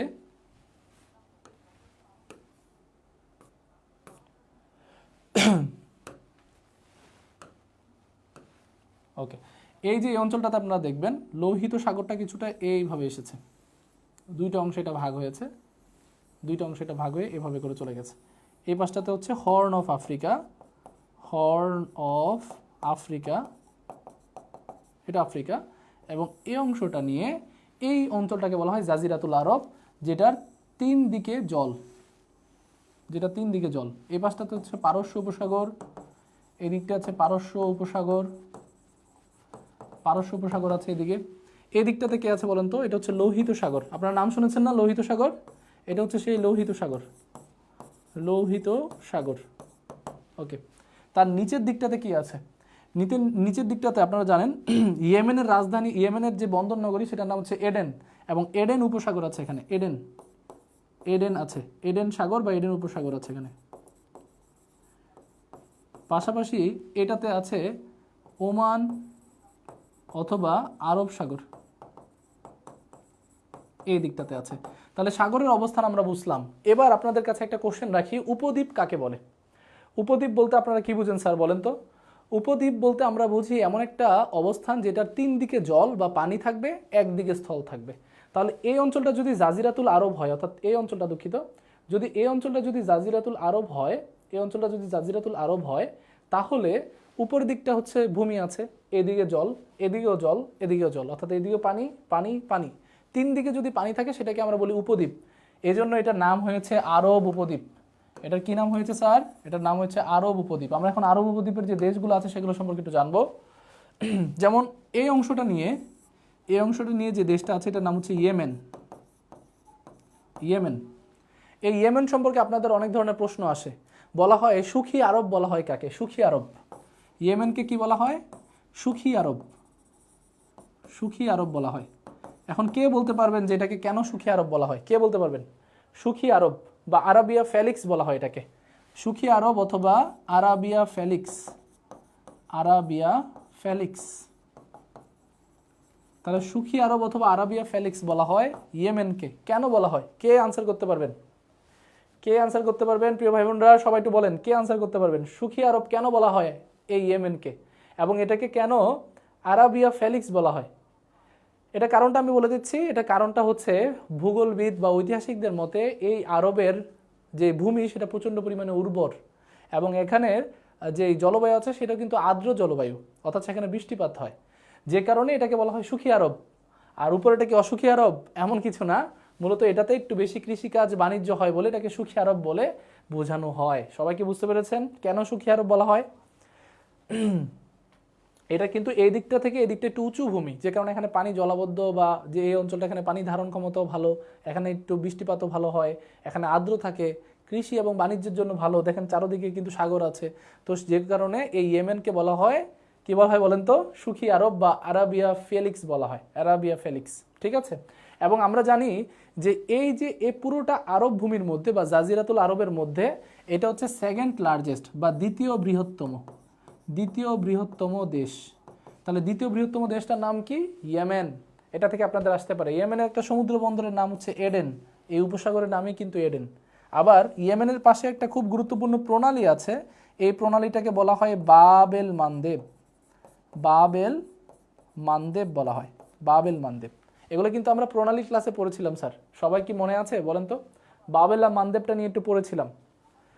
very good, very good, very good. সবাই বলেছেন জলের কাছাকাছি, জলের কাছাকাছি, মাশাআল্লাহ, ভেরি গুড, রাইট আনসার, উর্বর ভূমি, রাইট আনসার। জি স্যার, ওকে। তাহলে এবার আমরা বুঝতে পারলাম যে কেন এটাকে সুখী আরব বলা হয়। এবার আমরা আরো বাকি দেশগুলো সম্পর্কে একটু দেখি যে কোন কোন দেশগুলো এই অঞ্চলটাতে আছে। এই আরাবিয়া ফেলিক্সের মধ্যে কোন কোন দেশগুলা, দুঃখিত, আরাবিয়া ফেলিক্স বলতে তো ইয়েমেনকে বোঝায়। ইয়েমেন ছাড়া এখানে কোন কোন দেশগুলো আছে? যেমন এখানে সবচেয়ে বড় দেশ সেটা হচ্ছে সৌদি আরব, সৌদি আরব। সৌদি আরবটা হচ্ছে সবচেয়ে বড় একটা দেশ। ঠিক আছে? জাজিরাতুল আরবের মধ্যে সবচেয়ে বড় দেশটার নামই হচ্ছে সৌদি আরব, যেখানে ইসলাম ধর্মের আমরা জানি যে একদম ফাউন্ডেশন স্টোনগুলো হচ্ছে সেখানে, বা ফাউন্ডেশন কিন্তু এই সৌদি আরবে। তাহলে সবাই আশা করি ক্লিয়ার। তাহলে সৌদি আরব হচ্ছে ফার্স্ট বা লার্জেস্ট, আর আপনার ইয়েমেন হচ্ছে সেকেন্ড লার্জেস্ট বা দ্বিতীয় বৃহত্তম। ওকে, এই যে FN তন্নি বলেছেন, মাশাআল্লাহ, সুন্দরভাবে বলেছেন যে কেন আরাবিয়া ফেলিক্স বা সুখী আরব বলা হয়। ভেরি গুড, অনেক অনেক ধন্যবাদ আপনাকে। তাহলে এটা একটু মাথায় রাখবেন। আপনাদের যদি মাঝে মাঝে প্রশ্ন আসে এরকম যে জাজিরাতুল আরব বা আরব উপদ্বীপটা কি, মূলত বলবেন পৃথিবীর সবচেয়ে বৃহত্তম উপদ্বীপের নামই হচ্ছে আরব উপদ্বীপ। তাহলে আরব উপদ্বীপ কি? আরব উপদ্বীপ হচ্ছে পৃথিবীর বৃহত্তম উপদ্বীপ, বৃহত্তম উপদ্বীপ, বৃহত্তম উপদ্বীপ। আপনারা অনেকে একটু ভুলবশত বলে ফেলতে পারেন যে স্যার আমি তো একটা বইয়ে পড়েছিলাম পৃথিবীর বৃহত্তম উপদ্বীপ বাংলাদেশ। বাংলাদেশ কিন্তু উপদ্বীপ না, বাংলাদেশ বদ্বীপ। বদ্বীপ, উপদ্বীপ, দ্বীপ, চর এগুলোর মধ্যে কিন্তু পার্থক্য আছে। লেক, তারপর আপনার যেগুলোকে আমরা মালভূমি বলি, এগুলো থেকে অনেকগুলো বিস্তারিত একটু বলার আছে, বা এগুলোতে অনেক ধরনের পার্থক্য আছে। তো আমরা এই পার্থক্যগুলো জেনেই পড়বো আশা রাখি। ওকে, তাহলে আরব উপদ্বীপটা সম্পর্কে একটু মাথায় রাখবেন। এখানে কি আছে? সৌদি আরব, ইয়েমেন আছে। আর বাকি কোন দেশগুলো আছে এই পাশটাতে আমরা একটু আগে বলেছি, এখানে ইউএই সংযুক্ত আরব আমিরাত আছে, এখানে কাতার আছে, কাতার, এখানে কি আছে? কুয়েত আছে, তারপর আপনারা জানেন যে এখানে বাহরাইন আছে, বাহরাইন, ঠিক আছে? এই বাহরাইন সহ এই পুরোটা অঞ্চলকেই মূলত বলা হচ্ছে সৌদি আরবের গুরুত্বপূর্ণ জাজিরাতুল আরব বা আরব উপদ্বীপ, ঠিক আছে? পাশাপাশি এই যে লোহিত সাগরের তীরবর্তী এই দিকে, এটার উপর দিকটাতে কিন্তু আমরা জানি এই অঞ্চলটাতে পৃথিবীর সবচেয়ে গুরুত্বপূর্ণ যে অঞ্চলটা, বর্তমানে যেখানে সবচেয়ে বেশি হত্যাকাণ্ডের শিকার হচ্ছে মানুষ, আরব এবং ইসরায়েলের, অর্থাৎ ফিলিস্তিন ইসরায়েলের মধ্যে যে সংঘর্ষ, সেটা কিন্তু এই অঞ্চলটাতে। আমরা ফিলিস্তিন ইসরায়েল নিয়ে বিস্তারিত ইনশাল্লাহ একটা ক্লাস করব। তাহলে জাজিরাতুল আরব সম্পর্কে সবার ক্লিয়ার আছে কিনা স্যার একটু বলেন? জাজিরাতুল আরব সম্পর্কে সবার কি ক্লিয়ার আছে? জাজিরাতুল আরব সম্পর্কে সবার কি ক্লিয়ার আছে? সবার কমেন্টটা একটু দেখতে চাই আমি। জাজিরাতুল আরব সম্পর্কে সবাই ক্লিয়ার আছেন? তাহলে জাজিরাতুল আরব মূলত কি বলছে? আরব উপদ্বীপ সম্পর্কে বলছে। আরব উপদ্বীপ বলতে আমাদের যে আরবের অঞ্চলের যে দেশগুলো আছে সেগুলো সম্পর্কে বিস্তারিত বলে জাজিরাতুল আরব বা আরব উপদ্বীপ। পৃথিবীর সবচেয়ে বড় বা বৃহত্তম উপদ্বীপ হচ্ছে এই আরব উপদ্বীপ। তাহলে আশা করছি সবাই ক্লিয়ার। মাশাআল্লাহ, সবাই বলছেন স্যার ক্লিয়ার ক্লিয়ার ক্লিয়ার। ডান বলেছেন, কে বলেছেন? খালেদা বেগম বলেছেন ডান। ওকে, পার্থক্যগুলো বললে ভালো হতো। আচ্ছা, হারুন ও রশিদ স্যার বলেছেন পার্থক্যগুলো বললে ভালো হতো। ওকে, আপনারা যেটা চাবেন সেটাই কিন্তু আপনাদের জন্য হাজির আছে। আচ্ছা স্যার, একটু খেয়াল করেন সবাই, পার্থক্যটা কি? আমরা যদি বলি উপদ্বীপ, দুঃখিত, উপদ্বীপটা সম্পর্কে একটু বলি আগে আপনাদেরকে। স্যার উপদ্বীপের মধ্যে পার্থক্য কি, দ্বীপের মধ্যে পার্থক্য কি? প্রথমে আসেন দ্বীপ। দ্বীপ মানে কি? যেটার চারোদিকে জল, এদিকেও জল, এদিকেও জল, এদিকেও জল, এদিকেও জল, এটা হচ্ছে দ্বীপ। অর্থাৎ দ্বীপের চারোদিকে জল থাকবে বা পানি থাকবে, সেটাই হচ্ছে দ্বীপ। উপদ্বীপ কি? উপদ্বীপটা মূলত হচ্ছে এরকম, এই পাশে জল, এ পাশে জল, এ পাশে জল, আর এই দিকটা হচ্ছে স্থল, এই দিকটা হচ্ছে স্থল। তাহলে এক পাশে স্থল আর তিন দিকে যদি জল থাকে, সেটাকে আমরা বলি উপদ্বীপ। উপদ্বীপ, এটাকে বলি আমরা উপদ্বীপ, ঠিক আছে? এবার আসি বদ্বীপ কি? বদ্বীপ মানে হচ্ছে দুইটা বড় বড় নদীর মোহনায় অবস্থিত মাঝখানের যে অঞ্চলটা, যেটা দেখতে কিছুটা ডেল্টা আকৃতির হয়, সেটাকে আমরা বলি বদ্বীপ। বদ্বীপ, পৃথিবীর সবচেয়ে বড় বদ্বীপ মূলত গঙ্গা বদ্বীপ, কিন্তু দেশ বললে সেটা বাংলাদেশ হয়। যেমন আপনারা দেখবেন যে এই যে বাংলাদেশটা আমরা যদি কাউন্ট করি, এই বাংলাদেশের মধ্যে ভারতের এই অঞ্চলটা থেকে গঙ্গা নদীটা একটা ভাগীরথী নামে আর একটা বাংলাদেশে পদ্মা নামে চলে আসছে। তাহলে এই যে মাঝখানে যে ডেল্টাটা হয়েছে, এই ডেল্টাটাই মূলত পৃথিবীর সবচেয়ে বড় বদ্বীপের অংশ, যে কারণে বাংলাদেশকে বলা হয় পৃথিবীর সবচেয়ে বড় বদ্বীপ দেশ। তাহলে দুইটা নদীর মাঝখানে যে অংশটা, সে সবচেয়ে বড় বদ্বীপ বাংলাদেশে আছে, এই জন্য বাংলাদেশ হচ্ছে বদ্বীপ দেশ। পৃথিবীর সবচেয়ে বড় উপদ্বীপ কোনটা? জাজিরাতুল আরব বা আরব উপদ্বীপ। আর পৃথিবীর সবচেয়ে বড় দ্বীপ কোনটা, যেটা চারপাশে পানি? সেটা হচ্ছে গ্রিনল্যান্ড। গ্রিনল্যান্ড, গ্রিনল্যান্ড, যেটা ডেনমার্কের অধীনে আছে। ডেনমার্ক, ডেনমার্কের অধীনে, ডেনমার্কের অধীনে। আপনারা দেখবেন কানাডার উত্তর দিকে, অর্থাৎ উত্তর মহাসাগরে অবস্থিত একটা দ্বীপ, যেটা পৃথিবীর সবচেয়ে বড় দ্বীপ, সেটার নাম হচ্ছে গ্রিনল্যান্ড দ্বীপ। স্যার সবাই কি এখন বুঝতে পেরেছেন? ওকে, মুকলেশ সাহিদ বলছেন সাম্প্রতিক বিষয় নিয়ে ক্লাস চাই। ইনশাল্লাহ খুব দ্রুতই হবে ইনশাল্লাহ। আপনারা বললেই কিন্তু সেটার উপরে ক্লাস নেব ইনশাল্লাহ। তাহলে আপনাদের বলতে হবে যে স্যার এটা দরকার, ওটা দরকার, ঠিক আছে? ইনশাল্লাহ আমরা সবাই ক্লাস নেব এটা নিয়ে। তাহলে যেটা বলছিলাম যে গ্রিনল্যান্ড বলতে আমরা বুঝি ডেনমার্কের অধীনে যে অঞ্চলটা আছে, যে দ্বীপটা পৃথিবীর সবচেয়ে বড় দ্বীপ।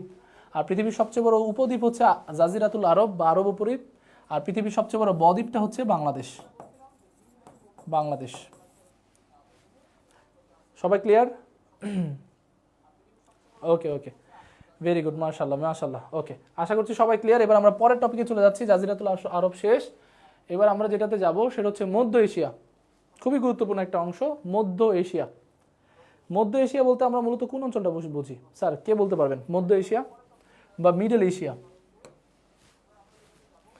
মধ্য এশিয়া বা সেন্ট্রাল এশিয়া আমরা বলি। মধ্য এশিয়া, মধ্য এশিয়া। মধ্য এশিয়া বলতে আমরা কোন অঞ্চলটা বুঝি, বা আমাদের এশিয়ার অঞ্চলের একদম মধ্যভাগে যে দেশগুলো আছে। আগে মধ্য এশিয়া বলতে আমরা 5টা দেশ বলতাম, কিন্তু এখন কিন্তু আর 5টা দেশ নাই, এখন কিন্তু 6টা দেশ। কারণ ঢাকা বিশ্ববিদ্যালয় একবার পরীক্ষায় প্রশ্ন করেছিল যে নিচের কোনটি মধ্য এশিয়ার রাষ্ট্র। আমরা আগে যে 5টা পড়তাম সেগুলো একটাও দেয়নি, নতুন করে আরেকটা দিয়েছে, আজারবাইজান। তাহলে আজারবাইজান সহ মধ্য এশিয়ার দেশ মূলত কয়টি? 6টি দেশ আছে এখানে। মধ্য এশিয়ার দেশ আছে 6টি। 6টি দেশ কি কি? কে কে বলতে পারবেন স্যার? সবাই একটু বলেন মধ্য এশিয়ার দেশ কি কি?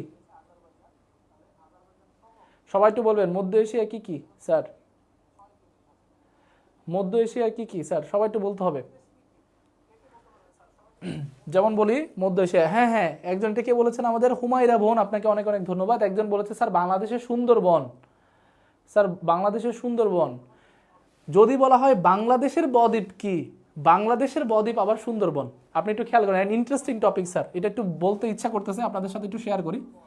কারণ সাধারণ জ্ঞান মানে নতুন কিছু জানার একটা প্রবণতা। আপনি একটু খেয়াল করেন, এই ধরেন বাংলাদেশ,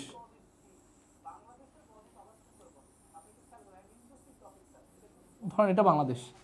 এই বাংলাদেশের মধ্যে সুন্দরবন অঞ্চলটা কোথায়? এই জায়গাগুলোতে, এগুলো হচ্ছে সুন্দরবন, এটা হচ্ছে সুন্দরবন।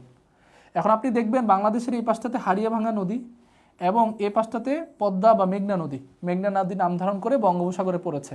তাহলে এই যে দুইটা নদীর মোহনার মাঝখানে যে অঞ্চলটা ডেল্টা আকৃতির বাংলাদেশের ভিতরে, এই অঞ্চলটার নাম কি? এই অঞ্চলটার নাম হচ্ছে সুন্দরবন। সুন্দরবন, সুন্দরবন। তাহলে পৃথিবীর সবচেয়ে বড় বদ্বীপ বাংলাদেশ, আর বাংলাদেশের সবচেয়ে বড় বদ্বীপ সুন্দরবন। এটা কি সবাই বুঝতে পেরেছেন স্যার? স্যার এটা কি বুঝতে পেরেছেন? স্যার এটা কি বুঝতে পেরেছেন? তাহলে আপনাকে যদি বলা হয় পৃথিবীর সবচেয়ে বড় বদ্বীপ কোনটা, বাংলাদেশ, আর পৃথিবীর পরে বাংলাদেশের যদি এভাবে বলা হয় বাংলাদেশের সবচেয়ে বড় বদ্বীপ কোনটা, সেটা হবে সুন্দরবন। ওকে ওকে ওকে। এবার আপনাদের এখানে একটু মজার ছলে আমি বলেছি যে মধ্য এশিয়ার দেশ কোনটি, তাজিকিস্তান, সাইদুলিস্তান, মঈনিস্তান নাকি শকিনাস্তান? সবাই বলেন কোনটা হবে। কেউ আবার মঈনিস্তান, মঈন স্যারের নাম দিয়ে দিয়ে দেন না, সবগুলোর পাশে স্থান স্থান আছে এই জন্য দিয়ে দিছি আর কি। ঠিক আছে, okay, very good very good very good very good, মাশাআল্লাহ। ওকে, আচ্ছা, এবার আমরা এটা সম্পর্কে একটু বলি। এবার আমরা একটু মধ্য এশিয়া নিয়ে একটু আলোচনা করি। মধ্য এশিয়া মূলত পৃথিবীর কোন অঞ্চলটাতে স্যার বলেন তো? পৃথিবীর একদম, পৃথিবী না, এশিয়ার মিডল এশিয়া বা মধ্য অঞ্চলে। ঠিক আছে, তাহলে কোন কোন দেশগুলো আছে, দেশগুলো মনে রাখার জন্য আপনি এভাবে মাথায় রাখবেন যে ভাইয়ের তুতা কাকি উড়ে গেছে। ভাইয়ের তুতা কাকি উড়ে গেছে, তুতা পাখি না কিন্তু, আবার কাকি দিয়ে মনে রাখবেন যে ভাইয়ের একজন কাকি ছিল তুতা কাকি, এই তুতা কাকি উড়ে গেছে। আপনাদের এই বয়সে যাদের চাকরি হয় না তাদেরও তুতা কাকিগুলো আসলে উড়ে যায়। ঠিক আছে, তাহলে আমরা এভাবে মাথায় রাখবো যে আমরা এই তুতা কাকিগুলোকে মূলত বা তুতা পাখিগুলোকে বসে আনার জন্য আমাদের কিন্তু একটা কি চাই, আমাদের একটা চাকরি চাই। তাহলে আপনারা মধ্য এশিয়া দিয়ে মাথায় রাখবেন, মধ্য এশিয়া যে ভাইয়ের তুতা কাকি উড়ে গেছে, এই ভাই থেকে আমরা মাথায় রাখবো আজারবাইজান, আজারবাইজান, আজারবাইজান। তু থেকে আমরা কি মনে রাখবো? তু থেকে তুর্কমেনিস্তান, তুর্কমেনিস্তান, তুর্কমেনিস্তান। তা থেকে কি মনে রাখবো? Tajikistan, Tajikistan. কা থেকে কাজাখস্তান, এবং কি থেকে কিরগিস্তান। সব দেখেন স্থান স্থান, কিরগিস্তান। এবং উ থেকে আমরা মনে রাখবো উজবেকিস্তান, উজবেকিস্তান। এটা আমরা আগে আরেকটা নিয়ম দেখে শিখেছিলাম, আপনারা যেটা ওটা মুখস্থ রেখেছেন সেটাও মারতে পারেন। নিউ আরেকটা টেকনিক, সেটা হচ্ছে এরকম যে তুতা তুতা কাকি উস্তান প্লাস বাইজান, এভাবে আমরা মনে রাখছিলাম। তাহলে আপনি যেটা ইচ্ছা সেটা দিয়ে মাথায় রাখতে পারেন, যেটা আপনার ইজি মনে হয়। আপনি দেখবেন 2বার পড়লেই আপনাদের সব ক্লিয়ার হয়ে যাবে। সংবিধান নিয়ে ক্লাস চাই ইনশাল্লাহ, হবে সংবিধান নিয়ে একটা বিস্তারিত ক্লাস হবে ইনশাল্লাহ। ওকে, তাহলে স্যার সবাই একটু বলেন তো 5টা স্থান আছে কোথায় মধ্য এশিয়াতে, কি কি আছে? Azerbaijan, Turkmenistan, Tajikistan, Kazakhstan, Kyrgyzstan, Uzbekistan. ঠিক আছে, তুতা কাকি উস্তান প্লাস বাইজান, very good F N Chowdhury, তুতা কাকি উস্তান প্লাস বাইজান, এই নিয়মটা সবচেয়ে ইজি। তুতা কাকি উস্তান প্লাস বাইজান, এটা কিভাবে মাথায় রাখবেন দেখেন, আপনারা যে এই যে চাকরি পান না, আপনারা কষ্ট আপনার, ঝামেলা আপনার, ঠিক আছে, আপনাদের ঝামেলা, কিন্তু দেখবেন আপনাদের আশেপাশে কিছু কাকিমারা আছে, যে কাকিমারা কি করবে, যে কাকিমারা মূলত হচ্ছে এই যে সারাদিন বলে রাখবে যে বাবা তোমার চাকরি হয় নাই, কবে হবে চাকরি, ঠিক আছে, মানে আপা আপনার মেয়েটার কবে চাকরি হবে, বিয়ে দিবেন কবে, ছেলেটার বিয়ে দিবেন কবে, এই ধরনের মানে সারাদিন তারা হচ্ছে তুতু করে বেড়ায়। তো তাদের নামটা দিয়ে মনে রাখবেন যে তুতা কাকি, আর তারা পুরোটা দুনিয়া উস্থান করে ফেলে একবার, উস্থান প্লাস আপনাদের আশেপাশে যে বাইজানেরও আছে তারাও, তাহলে তুতা কাকি উস্তান প্লাস বাইজান, এটা দিয়ে মাথা রাখবেন। মধ্য এশিয়ার যে দেশগুলো আছে যেমন Turkmenistan, Tajikistan, Kazakhstan, Kyrgyzstan, Uzbekistan এবং আজারবাইজান। তাহলে আনসারটা শকিনিস্তান হবে না, মঈনিস্তান হবে না, সাইদুল ইস্তান হবে না, আনসারটা হবে তাজাকিস্তান, আনসারটা হবে তাজাকিস্তান। সবাই কি ক্লিয়ার? ওকে ওকে, ভেরি গুড ভেরি গুড। ওকে, শাফিউল ইসলাম বলেছেন শীতকাল আসে নাই স্যার। মনে হয় আপনি আপনার অ্যাটায়ার দেখে বা আমার যে পোশাক দেখে সেটা বলছেন, কিন্তু আপনি একটা একটা জায়গায় গেলে, আমাদের তো বিভিন্ন ভার্চুয়াল মিটিংয়ে যুক্ত হতে হয়, আপনি যখন কয়দিন পরে একটা ব্যাংকে যুক্ত হবেন বা আপনি যখন একটা ফার্স্ট ক্লাস জবে যুক্ত হবেন, আপনাকে 24 ঘন্টা এভাবেই থাকতে হবে। ইভেন ধরেন আপনি পুলিশে যুক্ত হয়েছেন, আপনাকে সারাদিন ইউনিফর্ম পরে রাখতে হবে। তাহলে মাঝে মাঝে মেন্টালি সিকিউরড হন, ঠিক আছে, যে না এভাবে করে আমরা আগে থেকে নিজেকে গুছাবো, যেন মনের মধ্যেও শান্তি আসে যে না আম সামথিং, আম নট, মানে যে আমরা খুবই খারাপ বা আমাদের কোনো ভ্যালু নাই, এরকম কিছু না, নিজেকে নিজে সুখ দেন, তাহলে দেখবেন ভালো হবে, ঠিক আছে। তাহলে স্যার আমরা মাথায় রাখবো যে মধ্য এশিয়ার যে দেশগুলো আছে সেগুলো ভাইয়ের তুতা কাকি উড়ে গেছে, অর্থাৎ ভাই Azerbaijan, Turkmenistan, Tajikistan, Kazakhstan, Kyrgyzstan, Uzbekistan. সবাই ক্লিয়ার? সবাই কি ক্লিয়ার? স্যার মহাকাশের উপর একটা ক্লাস নেন, ইনশাল্লাহ নেব। ওকে, অনেক অনেক ধন্যবাদ। দেখি আমাদের কি আর আছে কিনা, আমাদের পুরোটাই কিন্তু মোটামুটি শেষ। এবার কারা হবেন টপ 15 কমেন্টার্স, ঠিক আছে, অর্থাৎ কমেন্টেটর কারা হবেন তাদের নিয়ে আমি একটু আলোচনা করতে চাই। আমরা বোর্ডে টোটাল আপনার হচ্ছে 5টা এমসিকিউ বা 5টা টপিক সম্পর্কে একটু বলবো। টপ 15তে কারা সবচেয়ে দ্রুত গতিতে, এটা কিন্তু মঈন স্যারের আলাদা একটা আয়োজন, এটা আমি প্রায় সময় আমার ক্লাসে করি সবাইকে এঙ্গেজমেন্ট দেওয়ার জন্য। আপনাদেরকে কোশ্চেন করবো, আপনারা খুব দ্রুত আনসার করতে হবে, ঠিক আছে। সবাইকে রেডি কিনা বলেন, যে টপ 15 যারা প্রথম 15 জনের মধ্যে থাকবেন তাদের জন্য কিন্তু একটা বড় ছাড় আছে, তাদের জন্য একটা বিশাল বড় একটা ছাড় থাকবে। ওকে, তাদের জন্য কিন্তু একটা বড় ছাড় থাকবে। ওকে ওকে ওকে ওকে, মাশাআল্লাহ। ওকে, তাহলে আমরা চলে আসি এক নম্বর প্রশ্নে চলে আসি। এক নম্বর প্রশ্ন নাম্বার 1, প্রশ্ন নাম্বার 1। তাহলে 1 নম্বর প্রশ্নে আমরা একটু সবাই চলে আসি। সবাই রেডি তো?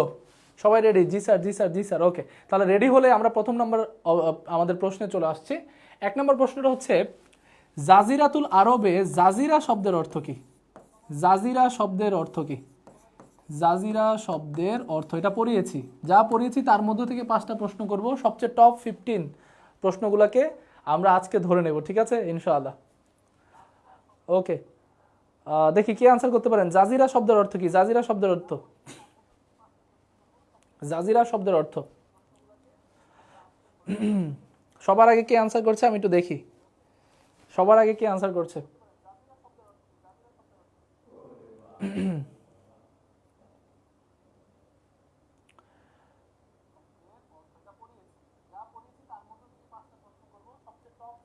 ওকে, আমার এখানে খুবই স্লো, ওরে অনেকে অনেকে অলরেডি আনসার করে ফেলেছেন। রেডি? সবার আগে আনসার করেছেন আশরাফুল, আনসার করেছেন উপদীপ, আব্দুর রহিম আনসার করেছেন উপদীপ, জয়, সাধন আনসার করেছেন উপদীপ, 3 জন। উপদীপ, উপদীপ দেখেন স্যার, উপদীপ না কিন্তু, জাজিরা শব্দের অর্থ কিন্তু দ্বীপ। হ্যাঁ, শাহিন আনসার করেছেন, রাইট আনসার। ওকে ওকে, ভেরি গুড। তামিন আনসার করেছেন, তানিম আনসার করেছেন, নাইম আনসার করেছেন, রাইট আনসার। অদৃশ্য মানবী উপদীপ হবে না, দ্বীপ, এটা কিন্তু দ্বীপ। ওকে, শিশির বিন্দু রাইট আনসার করেছেন, M A Saeed right answer করেছেন, রবিউল রাইট আনসার করেছেন, রাসেক বিন আব্দুল খালিদ বলেছেন দ্বীপ, ভেরি গুড। সুমি ইসলাম বলেছেন উপদ্বীপ, উপদ্বীপ না কিন্তু। জাজিরা শব্দের অর্থ মূলত দ্বীপ, কিন্তু জাজিরাতুল আরব বলতে মূলত আরব উপদ্বীপটাকে বোঝায়, ঠিক আছে। তাহলে জাজিরা শব্দের অর্থটা আক্ষরিক অর্থে দ্বীপ, ঠিক আছে। আশা করছি সবাই ক্লিয়ার, সবাই ক্লিয়ার, ভেরি গুড। মা মেডিসিন, ওকে, ভেরি গুড। তারপরে হচ্ছেন অজয় চন্দ্র, ভেরি গুড। রাসেল বিন আব্দুল খালেক, ভেরি গুড। ফিরোজ খান, ভেরি গুড। আশা করছি এটা ক্লিয়ার। 1 নম্বর কোশ্চেন সবাই ক্লিয়ার, 15 জনের নাম আমরা পড়লাম। এটার পরে 2 নম্বর প্রশ্নে চলে আসি। প্রশ্ন নাম্বার 2, প্রশ্ন নাম্বার 2, এবার একটু খেয়াল করেন 2 নম্বর প্রশ্ন কারা পড়বে। 2 নম্বর প্রশ্নতে আমরা একটু বলি, আমরা যদি বলি এভাবে যে তুর্কমেনিস্তান, তুর্কমেনিস্তান, তুর্কমেনিস্তানের অবস্থান কোথায়? তুর্কমেনিস্তানের অবস্থান কোথায়? এটা কি দক্ষিণ এশিয়া? এটা কি দক্ষিণ এশিয়া? এটা কি দক্ষিণ এশিয়া? এটা কি মধ্য এশিয়া? এটা কি মধ্য এশিয়া নাকি এটা পারস্য, পারস্য দেশ? কোনটা হবে দেখি আনসার করেন। 3টা অপশন দিলাম, দ্রুত টপ 15কে আমরা ধরবো। সবার আগে কে আনসার করতে পারে? সবার আগে একটু দেখি, তো সবার আগে আনসার করেছেন আসলাম শিকদার আনসার করেছেন মধ্য এশিয়া, FN চৌধুরী মধ্য এশিয়া 2 জন, রুজিনা আক্তার 3 জন মধ্য এশিয়া, শাহিন আপন বলেছেন 4 জন, ভেরি গুড। বিনা আক্তার 5 জন, তারপর ফেরদৌসি তন্নি 6 জন, ভেরি গুড। একটু অপশনগুলো আনসারগুলো দেখি আর কে কে আছে। ওকে, তারপর ওরে বাবা একসাথে অনেকে, আলামিন ভেরি গুড, শহীদ ইসলাম, দীপ আগেরটা বলেছেন, নুলিফা ইয়াসমিন ভেরি গুড, তারপরে বলেছেন সিম কি বলেছেন, পারস্য দেশ হবে না, জুবাইর আহমেদ ভুল আনসার, ভেরি গুড, অনেক অনেক ধন্যবাদ, ভেরি গুড। মধ্য এশিয়া হাসি মধু বলেছেন, ওকে। অনেকে দক্ষিণ এশিয়া বলেছেন, হবে না, এটা মধ্য এশিয়া হবে। রায়হান মন্ডল বলেছেন মধ্য এশিয়া। লাস্ট আরেকজনেরটা নেব, সেটা হচ্ছে আনায়েতুল্লাহ নাকি, হ্যাঁ আনায়েতুল্লাহ এবং রাসেল বিন আব্দুল খালিক, সবাই বলছেন মধ্য এশিয়ান। মাশাআল্লাহ, টপ 15টা আমরা পেয়ে গেলাম। পরের কোশ্চেনটাতে আমরা চলে যাচ্ছি। পরের কোশ্চেনটা একটু খেয়াল করেন। পরের কোশ্চেনটা হচ্ছে 3 নম্বর প্রশ্ন। টোটাল 2টা প্রশ্ন হয়েছেন, টপ 15গুলো কিন্তু আমরা পেয়ে গেছি। সবাই খুব ইজি ওয়েতে এবং দ্রুত আনসার করছেন। এবার বলেন বাংলাদেশের, এটা যদি অফ টপিক, বাংলাদেশের বদ্বীপ কোনটি? যারা ক্লাসে মনোযোগী ছিল তারা বলতে পারে বাংলাদেশের বদ্বীপ কোনটি? বাংলাদেশের বদ্বীপ কোনটি? কে আনসার করতে পারবে? সবার আগে, সবার আগে। মধ্য এশিয়া, মধ্য এশিয়া এখনো চলছে।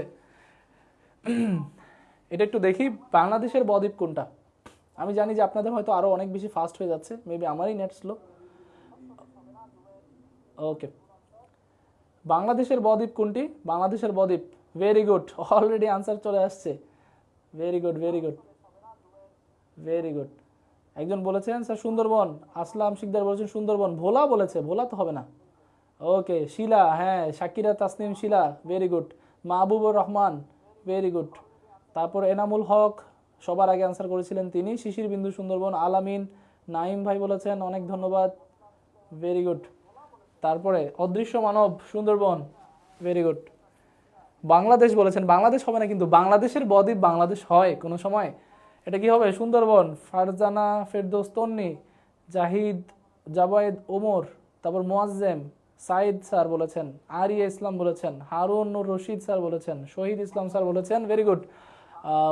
এটা কি মনিরুল ইসলাম, এইচ রায়হান মন্ডল। আরেকজনের নাম নেব, সেটা হচ্ছে মারুফ খান, আবারও রাসেল বিন আব্দুল খালিক। ওকে, 3টা কোশ্চেন আমাদের হয়ে গেল।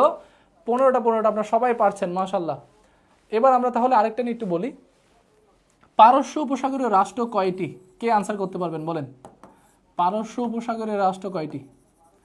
পারস্য উপসাগরীয়, আমি জানি যে প্রশ্ন লিখতে লিখতে অনেকে আনসার করে ফেলেছেন, রাষ্ট্র কয়টি? পারস্য উপসাগরের রাষ্ট্র কয়টি? কে আনসার করতে পারবে?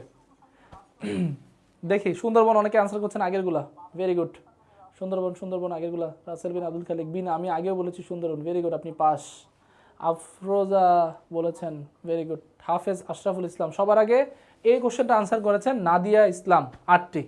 ওকে, জাহান মিষ্টি বলেছেন 8টি, ভেরি গুড, 2 জন। এহসানুল্লাহ বলেছেন 5টি, স্যার 5টি হবে না। শাহিন আপন বলেছেন 7টি হবে না। ওকে, রাজীব রহমান বলেছেন 8টি, ভেরি গুড, 8টি আনসার। জুলহাস উদ্দিন বলেছেন 8টি। ওকে, জুবাইর আহমেদ বলেছেন 8টি, বিনা আক্তার বলেছেন 8টি, ভেরি গুড। শিশির বিন্দু বলেছেন 8টি। ওকে, রাহাত জয় বলেছেন 8টি, ভেরি গুড। আমার রাজকন্যা, ওরে বাবা কি সুন্দর নাম, 8টি। তারপরটা MD আল আমিন বলেছেন 8টি, মনিরুল ইসলাম বলেছেন 8টি, অদৃশ্য মানবী বলেছেন 8টি। ওকে, তারপর নুরুল হুদা দেখেছেন রেইনকোট গল্পের নুরুল হুদা আমাদের সাথে যুক্ত আছেন, তিনি বলছেন 8টি। তারপরে হচ্ছে পাপ্পু ভাই বলেছেন আমাদের 7টি হবে না, 8টি হবে, ভেরি গুড। লাস্ট আরেকটা ডলি ম্যাডাম বলেছেন, আমাদের বোন ডলি বলেছেন 8টি, অনেক ধন্যবাদ, 8টি। তাহলে সবার আনসার হচ্ছে 8টি। লাস্ট আরেকটা কোশ্চেন, আজকের লাস্ট কোশ্চেনটা আমরা একটু নিয়ে নিই। লাস্ট কোশ্চেনটার পরে আপনাদের জন্য একটা ধামাকা থাকছে। যারা টপ 15 কোশ্চেনগুলো আনসার করছেন তাদের জন্য একটা আমার পক্ষ থেকে একটা দাওয়াত থাকবে। পঞ্চম যে প্রশ্নটা, এই পঞ্চম প্রশ্নটা হচ্ছে পৃথিবীতে বা বিশ্বে মোট স্থলবেষ্টিত রাষ্ট্র কতটি? স্থলবেষ্টিত রাষ্ট্র কয়টি? কে কে আনসার করতে পারবেন? স্থলবেষ্টিত রাষ্ট্র কয়টি? তাহলে বিশ্বে মোট স্থলবেষ্টিত রাষ্ট্র কয়টি? বিশ্বে মোট স্থলবেষ্টিত রাষ্ট্র কয়টি? এটা কে কে আনসার করতে পারবেন? বিশ্বে মোট স্থলবেষ্টিত রাষ্ট্র কয়টি? দেখি কারা কারা সবার আগে আনসার করেছেন। বিশ্বে মোট স্থলবেষ্টিত রাষ্ট্র কয়টি? এই ধরনের প্রশ্ন কিন্তু আপনাদের বারবার আসে স্যার, তাহলে এটা কিন্তু বারবার পড়তে হবে, বারবার রিভিশনের মধ্যে রাখতে হবে, এবং আমি মনে করি যে এটা রিভিশনের মধ্যে রাখলে আপনারা খুব ভালো কিছু করতে পারবেন ইনশাল্লাহ। ঠিক আছে, তাহলে আমরা যদি বলি যে সবচেয়ে স্থলবেষ্টিত রাষ্ট্র কয়টা, বিশ্বের স্থলবেষ্টিত রাষ্ট্র কয়টা? আমার এখানে নেট খুবই স্লো, আমি খুবই স্লোলি দেখতে পাচ্ছি। তাহলে স্থলবেষ্টিত রাষ্ট্র কয়টি? সবাই একটু আনসার করেন। বিশ্বের সবচেয়ে গুরুত্বপূর্ণ স্থলবেষ্টিত রাষ্ট্র কয়টি?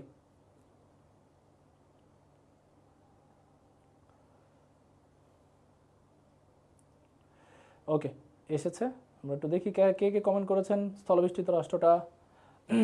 ওরে বাবা, সবাই তো কমেন্ট করে ফেলেছেন অলরেডি, মাশাআল্লাহ। স্থলবেষ্টিত রাষ্ট্র 44টি সবাই আনসার করে ফেলেছে। আমি প্রথম থেকে একটু বলি কে সবার আগে আনসার করেছিলেন।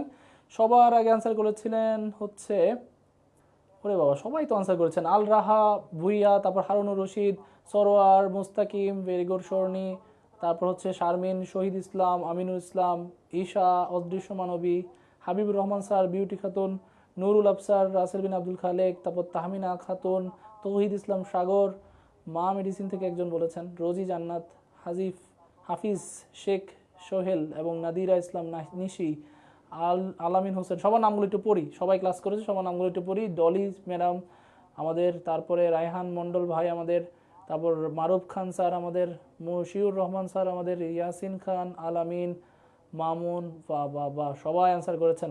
FN Chowdhury, very good. তারপর মলি, তারপর হচ্ছে ইলিনা হুসাইন, মলি আনসার করছেন সবাই, মাশাআল্লাহ। তাহলে আপনাদের সকলের জন্য অনেক অনেক শুভকামনা। আপনারা সবাই আশা করি আজকের ক্লাসটা থেকে বেনিফিটেড হয়েছেন। আমরা মূলত কোনগুলা ফোকাস করেছি সেগুলো সম্পর্কে একটু বলে রাখি। আপনারা দেখবেন যে আমাদের এই যে প্রথম যে ম্যাপ, এই অঞ্চলটা এশিয়ার যে ম্যাপ নিয়ে আমাদের যে ভয় ছিল, এশিয়ার ম্যাপের কোথায় কি আছে, কোন দেশগুলো আছে, এগুলো নিয়ে যে আমাদের ভয় ছিল, সেগুলো আশা করি আজকের ক্লাসটা এবং আগের পার্ট 1 করলে, দুইটা পার্ট করলে আপনাদের আশা করি একদমই ক্লিয়ার হয়ে যাবে। কারণ এই এশিয়ার যে ম্যাপের ভয়, সেটা আমরা দূর করেছি কীভাবে একটু খেয়াল করেন। প্রথমত আমরা এশিয়ার মধ্যে যে অঞ্চলগুলো পড়েছি সেগুলো একটু হাইলাইট করে দেই। প্রথমে আমরা পড়েছি দূরপ্রাচ্যের দেশগুলা, ফার ইস্ট, চিন্তা করিও মুফিজ, ঠিক আছে, সেগুলো দিয়ে আমরা শিখেছিলাম। তারপর দক্ষিণ পূর্ব এশিয়ার দেশগুলো পড়েছি।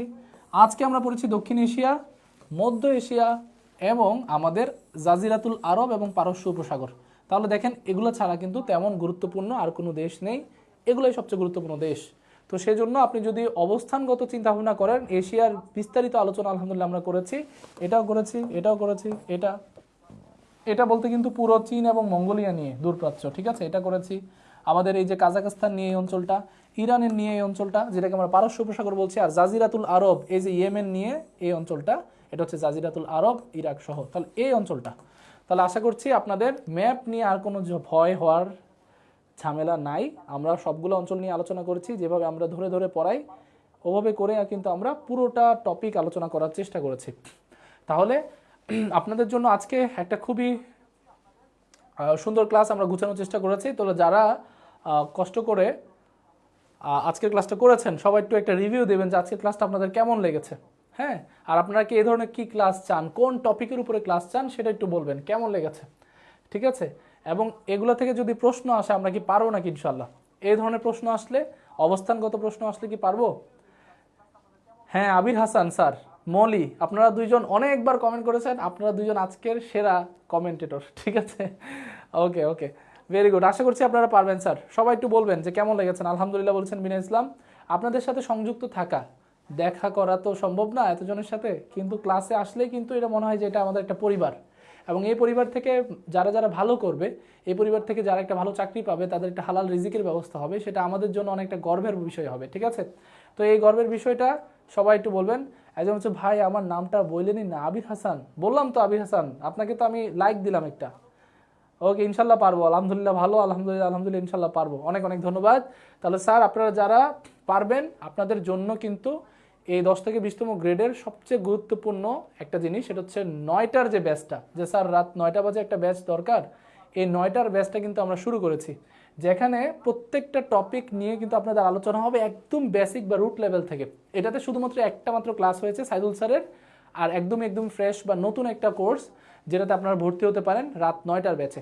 এই রাত 9টার ব্যাচে যারা যুক্ত হতে চাচ্ছেন আমাদের সাথে 9টার ব্যাচগুলোতে, তাদের জন্য প্রাইমারি শিক্ষক নিয়োগ অথবা 19তম 20তম গ্রেডের 10 থেকে 20তম গ্রেডের যে লিখিত ফুল কোর্স আছে প্রাইমারি নিবন্ধনের, তারা কিন্তু আজকের কোর্সটাতে যুক্ত হতে পারবেন। আজকের কোর্সটাতে একদম একটা, আমি স্যারের পক্ষ থেকে মাত্র 1390 টাকার একটা কোর্স ছেড়ে দিলাম। আমি জানি না স্যার কি বলবেন, তাহলে 1390 টাকার আজকের দিনের জন্য নতুন ব্যাচের ভর্তির একটা আপনাদের জন্য একটা খুবই গুরুত্বপূর্ণ একটা দারুণ একটা অফার নিয়ে আসলাম। এটা একটু সবাই ফুলফিল করেন। কিভাবে করতে পারবেন?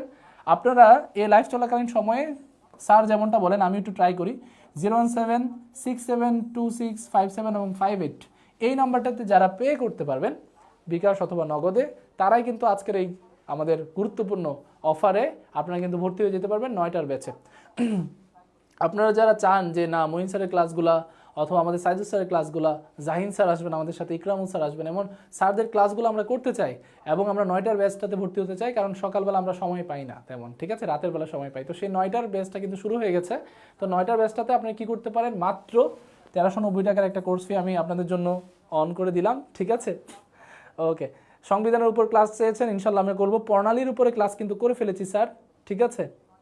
ওকে স্যার, ইনশাল্লাহ আশা করি যে আরও অনেক সুন্দর সুন্দর ক্লাস আপনাদের সাথে আমি শেয়ার করব, প্রণালীর উপরে ক্লাস ইনশাল্লাহ, ঠিক আছে। 49তম বিসিএস এর ক্লাস নেন, আন্তর্জাতিকে যা আছে ইনশাল্লাহ, আন্তর্জাতিকের টপিক নিয়েই তো, আজকের টপিকটাও কিন্তু আন্তর্জাতিক, এগুলো কিন্তু বিসিএস আসতে পারে, এমন না যে 10 থেকে 20তম গ্রেডেই আসবে, ঠিক আছে, এগুলো কিন্তু আসতে হবে। ওকে, মা মেডিসিন এবং ফেজিলোডে একজন আছেন আইডি চালান, তিনি বলেছেন স্যার ভর্তি হয়েছি মাশাল্লাহ। যারা যারা ভর্তি হচ্ছেন তারা একটু কষ্ট করে এটাতে, যারা 01767267575 এই নাম্বারে যারা ভর্তি হচ্ছে তারা একটু পেমেন্ট ডান লিখবেন, ঠিক আছে। পেমেন্ট ডান লিখলেন আপনাদের ফ্রেন্ড সার্কেলরা সবাই কিন্তু উৎসাহিত হবে। আর যারা আগের কোর্সে ভর্তি আছেন তারা তো ভর্তি আছেনই, যারা নতুন ভর্তি হতে যাচ্ছেন, যুক্ত হতে যাচ্ছেন আমাদের সাথে, মাত্র 1390 টাকার এই কোর্স ফিটাতে আপনি একাধারে চাইলে আপনি প্রাইমারি কোর্সে ভর্তি হতে পারেন, 19তম নিবন্ধনে অথবা 10 থেকে 20তম গ্রেডে যে কোনো একটাতে ভর্তি হয়ে যেতে পারেন। এবং এই ক্লাসগুলো আজীবন রেকর্ডেড থাকবে, প্রতিটা ক্লাসের শেষে এক্সাম নেওয়া হবে ইনশাল্লাহ, এবং আপনাদেরকে প্রায় 1200 টাকা সমমূল্যের হাইলাইটস দেওয়া হবে। তাহলে 1200 টাকা সমমূল্যে হাইলাইট যদি আপনাদেরকে দিয়ে দেওয়া হয়, সেখানে কিন্তু 1390 টাকা কিন্তু বড় একটা ফ্যাক্টর না, তাই না? তাহলে এই জন্য প্রিয় ভাই বোন যারা ক্লাসগুলো করতে পারছেন, একজন বলেছে স্যার ভর্তি হয়েছে কিন্তু ক্লাস শেয়ার করতে পারছি না। স্যার এটা কিন্তু প্রাইভেট ব্যাচে বা প্রাইভেট গ্রুপে ক্লাসগুলো হবে, যেখানে কিন্তু আপনি শেয়ার অপশনটা আপনার থাকবে না, যেটা আপনি আজীবন দেখে যেতে পারবেন, কিন্তু আপনি চাইলে কিন্তু শেয়ার করতে পারবেন না, ঠিক আছে। তাহলে এটা একটু মাথায় রাখবেন, তাহলে এটা একটু কষ্ট করে মাথায় রাখবেন। তাহলে যেটা করবেন, আজকে যারা এই অফারে ভর্তি হতে চাচ্ছেন 01767265758 এই নাম্বারটাতে যারা টাকা পাঠিয়ে আমাদের লাইভ চলাকালীন সময় ভর্তি হবেন, তাদের জন্যই কিন্তু এই বিশাল অফারটা, মাত্র 1390 টাকার এই বিশাল অফারটা, ঠিক আছে। ওকে স্যার নার্সিংয়ের কোনো ক্লাস হবে না? নার্সিংয়ের ক্লাসগুলো মূলত হচ্ছে আমরা অন্য আরেকটা প্ল্যাটফর্ম থেকে নেব, কিন্তু আপনাদেরকে জানানো হবে ইনশাল্লাহ। কিন্তু এটা মূলত যারা জব ক্যান্ডিডেট, 10 থেকে 20তম গ্রেডের প্রিপারেশন নিচ্ছেন, জব ক্যান্ডিডেট, এটা যারা 19তম নিবন্ধনের প্রিলি এবং ফুল কোর্স যারা করতে যাচ্ছেন বা প্রাইমারি শিক্ষক নিয়োগের ফুল কোর্স করতে যাচ্ছেন, তাদের জন্য এই কোর্সটা। তো 1390 টাকার এই কোর্স ফি দিয়ে আপনি বাংলা, ইংরেজি, ম্যাথ এবং সাধারণ জ্ঞান 4টা বিষয় সম্পর্কে জানতে পারবেন বিস্তারিত, একদম বেসিক থেকে একদম অ্যাডভান্স পর্যন্ত ইনশাল্লাহ শিখতে পারবেন। পাশাপাশি এটাতে আপনারা থাকছেন সবসময় রেকর্ডেড ক্লাস, এক্সাম এবং 4টা বিষয়ের, অর্থাৎ বাংলা, ইংরেজি, সাধারণ জ্ঞান এবং আপনাদের ম্যাথের 4টা বিষয়ের হাইলাইটস, যে হাইলাইটসগুলো থেকে আপনাদের ইনশাল্লাহ অনেক কমেন্ট থাকবে বা অনেক পরিমাণে কমন থাকবে, ঠিক আছে। তাহলে আশা করছি আপনারা সবাই এটা পর্যন্ত একদমই বুঝতে পেরেছেন। পেমেন্ট ডান লিখেছেন একজন, আমাদের খাদিজা খাতুন মনি, মাশাল্লাহ, হাইলাইটগুলো দিয়ে দিবে স্যার ইনশাল্লাহ। ইংলিশ ক্লাসে ভর্তি আছি, মাশাল্লাহ। সুমন হোসেন বসর বলেছেন ইংলিশ ক্লাসে ভর্তি আছেন, মাশাল্লাহ। তাহলে যারা যারা যুক্ত হচ্ছেন, আমি একটু দেখি যে কারা কারা যুক্ত হচ্ছেন বা কারা কারা আমাদের সাথে এই পেমেন্টটা ডান করে আমাদের সাথে আজকে নতুন যাত্রায় যুক্ত হচ্ছেন। 9টার ব্যাচ, রাত 9টার যে ব্যাচটা আছে, এই রাত 9টার ব্যাচটা কিন্তু আমরা শুরু করেছি। তাহলে রাত 9টার ব্যাচ এইটাতে ভর্তি হতে পারবেন মাত্র 1390 টাকা। মাত্র 1390 টাকার একটা পেমেন্ট দিয়ে কিন্তু আপনারা ভর্তি হতে পারবেন। তাহলে প্রিয় স্যাররা সবাই একটু কষ্ট করে আজকে যারা যারা চাচ্ছেন মাত্র 1390 টাকার মঈন স্যারের এই বিশাল একটা অফারে মাত্র 1390 টাকায় ভর্তি হতে চাচ্ছেন, তারা কি করবেন? তারা দ্রুত আমাদের পেজটাতে ইনবক্স করতে পারেন, অথবা আমাদের এই নাম্বারটাতে কি করবেন? অবশ্যই এই নাম্বারটাতে আপনারা একটু হোয়াটসঅ্যাপ করবেন, ঠিক আছে? তাহলে আশা করছি আপনারা এটা সম্পর্কে জানেন যে প্রাইমারি শিক্ষক ফুল যে কোর্সটা, যেটাতে বাংলা, ইংরেজি, সাধারণ জ্ঞান এবং ম্যাথ পড়ানো হবে, সেটা কিন্তু এই কোর্সের মধ্যে ইনক্লুডেড। আপনি চাইলে কিন্তু সেই কোর্সটা করে নিতে পারেন মাত্র 1390 টাকা কোর্সে, ঠিক আছে স্যার? তাহলে এরা সম্পর্কে আশা করি সবার একদমই ক্লিয়ার। 9টার ব্যাচটা শুরু হচ্ছে আমাদের। আবারও আপনাদেরকে এই দাওয়াতটা দিয়ে রাখি, 9টার ব্যাচ। এবং এই 9টার ব্যাচটা আপনাদের কিভাবে কাজে লাগবে? প্রথমত অনেকে বলেন যে স্যার আমার হচ্ছে সারাদিন কিছু না কিছু পার্ট টাইম জব থাকে, পড়াশোনা থাকে, আমি সারাদিন সময় পাই না, আমার রাতের বেলা হলে সবচেয়ে ভালো হয়। তো এবার আমাদের 9টার ব্যাচটা শুরু হচ্ছে। যারা রাতের বেলা সময় বের করতে পারবেন তাদের জন্য কিন্তু এটা খুবই বড় একটা ফলপ্রসূ হবে ইনশাল্লাহ। এবং আপনাদের চাকরি প্রার্থীরা যারা আছে তাদের চাকরি পাওয়ার জন্য এটা অনেক বেশি একটা গুরুত্বপূর্ণ সহায়ক হিসেবে কাজ করবে। তাহলে এই 1390 টাকার কোর্সটাতে যারা যারা যুক্ত হচ্ছেন একটু পেমেন্ট ডান করে কিন্তু আমাদের সাথে যুক্ত হয়ে যাচ্ছেন। মাত্র পেমেন্ট ডান করবেন। নাম্বারটা কি? 017-017-67265758, ঠিক আছে? এটাতে সেন্ড মানি করে বিকাশ অথবা নগদ। আর যারা রকেটে আমাদের সাথে যুক্ত হতে যাচ্ছেন সেটা হচ্ছে 013-06859293, ঠিক আছে? এই যে আমরা প্রায় বিভিন্ন জায়গাতে টাকা ইনভেস্ট করি, টাকা খরচ করি, নষ্ট করি, 1500-2000 টাকা তো একটা রেস্টুরেন্টে গেলে বলেই তো খাওয়া দাওয়া শেষ, তাই না? তো সেই জায়গা থেকে যারা যারা ভর্তি হচ্ছেন তারা একটু কষ্ট করে এই নাম্বারটাতে ক্লিয়ার করে পেমেন্ট ডান লিখবেন, অথবা স্যার ভর্তি হয়েছে আলহামদুলিল্লাহ সেটা একটু লিখবেন, ঠিক আছে? খাদিজা খাতুন মনি বলেছেন স্যার ভর্তি হয়েছে স্যার, মাশাআল্লাহ মাশাআল্লাহ। যারা যারা ভর্তি হচ্ছেন আজকের ক্লাসটায় তারা কিন্তু মাত্র 1390 টাকার এই কোর্সটার একটা ফি পেয়ে যাচ্ছেন, যেটা প্রত্যেকটা ইন্ডিভিজুয়াল দেখেন 1750 করে এটাতে আপনাকে দিতে হবে ক্লাসের পরে। তো সেই জন্য আপনাকে কি করতে হবে স্যার?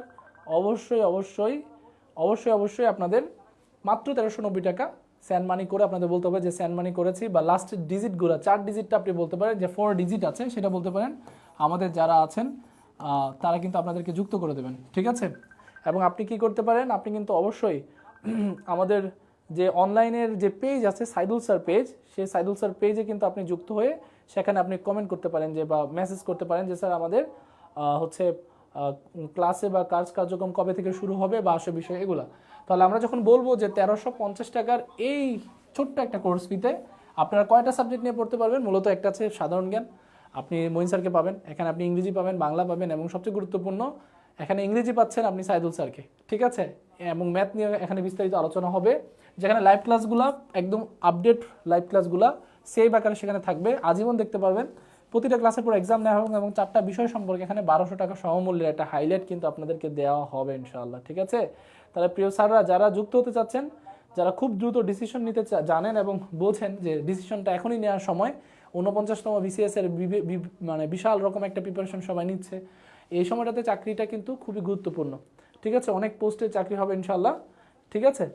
তাহলে আপনারা যেটা করতে পারেন স্যার, অবশ্যই আজকের ক্লাসটাতে যুক্ত হওয়ার জন্য বা আমাদের এই কোর্সটাতে যুক্ত হওয়ার জন্য মাত্র 1390 টাকার একটা কোর্স ফি আপনারা নিয়ে নিতে পারেন, যেটাতে প্রাইমারি শিক্ষক নিবন্ধন অথবা 19 থেকে 20তম গ্রেডের অথবা নিবন্ধন পরীক্ষার 10 থেকে 20তম গ্রেডের যে প্রিলি লিখিত ফুল কোর্স আছে সেটাতে আপনারা বিস্তারিত ধারণা পাবেন ইনশাআল্লাহ। তাহলে আপনাদের জন্য অনেক অনেক শুভকামনা। এটাতে যারা যুক্ত হচ্ছেন তারা অবশ্যই একটু পেমেন্ট ডান লিখেন যে স্যার ভর্তি হয়েছি, যেমন খাদিজা খাতুন মনি বোন আমাদের সাথে ভর্তি হয়েছে আজকে। তো যারা যারাই ভর্তি হচ্ছেন তারা একটু কমেন্টে জানাবেন যে স্যার আজকে আপনাদের সাথে ভর্তি হয়েছে, ঠিক আছে? ওকে, মাওলানা রবিউল ইসলাম আলহামদুলিল্লাহ স্যার ভালো আছি, আশা করি আপনারা ভালো আছেন সবাই। হ্যাঁ, তাহলে আমরা এটা আশা করি সবাই ক্লিয়ার একদম। আমরা যেটা বলছিলাম যে নতুন কোর্সগুলোতে ভর্তি হতে গেলে লাইভ চলাকালীন সময় মাত্র 1390 টাকার এটা, যেটা 9টার ব্যাচ, রাত 9টার ব্যাচ, রাত 9টার ব্যাচ, এই 9টার ব্যাচটা কিন্তু করতে হবে, ঠিক আছে? পাশাপাশি আপনারা যদি শুধুমাত্র ইংরেজি কোর্স করতে চান, যেমন স্যার আমি শুধুমাত্র ইংরেজির বেসিক একটা কোর্স করতে চাই, তাহলে কোর্স ফি 1500 টাকা এটা সবসময় স্যার নিয়ে থাকে সাইদুল স্যারের লাইভ ক্লাসগুলোতে। কিন্তু আমরা মূলত এই 1500 টাকা নয়, বরং লাইভে থাকাকালীন সময় মাত্র 750 টাকায় কিন্তু আপনি ভর্তি হতে পারছেন, শুধুমাত্র ইংরেজিতে যারা দুর্বলতা আছে বা যারা কোর্সটা করতে চান সাইদুল স্যারের। তাহলে সাইদুল স্যারের বেসিক ইংলিশ কোর্সটা 750 টাকায় ভর্তি হতে পারছেন। আর আপনারা পুরোটা 4টা বিষয় অর্থাৎ বাংলা, ইংরেজি, ম্যাথ এবং সাধারণ জ্ঞান 4টা বিষয়ের পূর্ণাঙ্গ কোর্স, যেটা আজীবন রেকর্ডেড থাকবে, এক্সাম নেওয়া হবে এবং 1200 টাকা সমমূল্যের হাইলাইটস দেওয়া হবে, সেই কোর্সটা করতে পারবেন মাত্র কত টাকা দিয়ে? 1390 টাকা দিয়ে। তাহলে আপনাদের এটা খুবই ইচ্ছা যে না স্যার আমার সাধারণ জ্ঞানে ভালো আছে, আমি পড়ছি, আমি বাংলায় ভালো আছে, আমার ম্যাথে ভালো আছে, শুধু ইংরেজিতে একটু দুর্বল বা ইংরেজিটাতে আমার একটু শানিত করতে হবে প্রিপারেশনটাকে, তাহলে আপনি এই 770 টাকার লাইভ চলাকালীন সময়ে আপনার পেজে নক দিয়ে কিন্তু করে ফেলতে পারেন, আমাদের সাথে যুক্ত হয়ে যেতে পারেন। ঠিক আছে, বলেছেন স্যার বই পাবো কি? অবশ্যই বই বলতে এখানে হাইলাইট দেওয়া হবে, হাইলাইট, এবং এই হাইলাইটসগুলো প্রচণ্ড পরিমাণে সমৃদ্ধ। এই হাইলাইটসগুলো একদম সমৃদ্ধ হাইলাইটস, যেগুলো আপনার প্রিপারেশনের জন্য সবচেয়ে বেশি সহায়ক হবে। ঠিক আছে, 4টা হাইলাইটস দেওয়া হবে, বাংলার একটা, ইংরেজির একটা, সাধারণ জ্ঞানের একটা এবং ম্যাথের একটা। 4টা হাইলাইট আপনাদেরকে দেওয়া হবে, যেটা এই টাকার মধ্যেই, বাড়তি করে পে করতে হবে না, 1390 টাকার মধ্যেই 4 বিষয়ের ক্লাস, 4টা হাইলাইট, এবং এই রেকর্ডেড ক্লাসগুলো আজীবন রেকর্ডেড থাকবে ইনশাল্লাহ। ঠিক আছে, ওকে ওকে ওকে ওকে, ভেরি গুড ভেরি গুড। সবাই সবাই স্যার বলেছে স্যার সবগুলা কি রেকর্ডেড থাকবে? হ্যাঁ অবশ্যই, প্রত্যেকটার ক্ষেত্রে রেকর্ডেড থাকবে ইনশাল্লাহ। রেকর্ডেড ভিডিওগুলো যেগুলো লাইভ ক্লাস হয় সেগুলো সেভ করে আমরা আবার আপলোড দেবো, যেগুলো রেকর্ডেড আকারে আপনারা সংরক্ষণ করতে পারবেন। সংরক্ষণ বলতে আপনাদের মানে যে প্রাইভেট গ্রুপ থাকবে সেটাতে সংরক্ষিত থাকবে। তাহলে অফারে ভর্তি হতে গেলে লাইভ চলাকালীন সময়ে 01767265758 এই নাম্বারটাতে যারা 1390 টাকা পাঠিয়েছেন এবং পেমেন্ট ডান বলেছেন, তারাই কিন্তু আজকের আশা করি আজকের কোর্সটাতে যুক্ত হয়ে যেতে পারবেন। এবং আমাদের ক্লাসগুলো খুবই শীঘ্রই 9টার ব্যাচে যে ক্লাসগুলো আছে সেগুলো শুরু হবে। এবং 9টার ব্যাচে ক্লাস হওয়া মানে কি, 9টার ব্যাচে আপনি একদম রিল্যাক্সে ক্লাস করতে পারবেন, যেমন ধরেন আজকের ক্লাসটা করেছেন, রাতভর ক্লাস করতে পারবেন ইনশাআল্লাহ।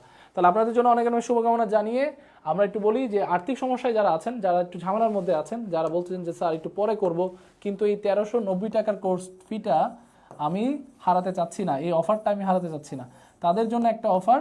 তারা আপনারা স্ক্রিনে যে নাম্বারগুলো দেওয়া আছে যে কোনো একটা নাম্বারে আপনারা কল দিয়ে বলবেন যে মঈন স্যার বলেছিল মাত্র 1390 টাকার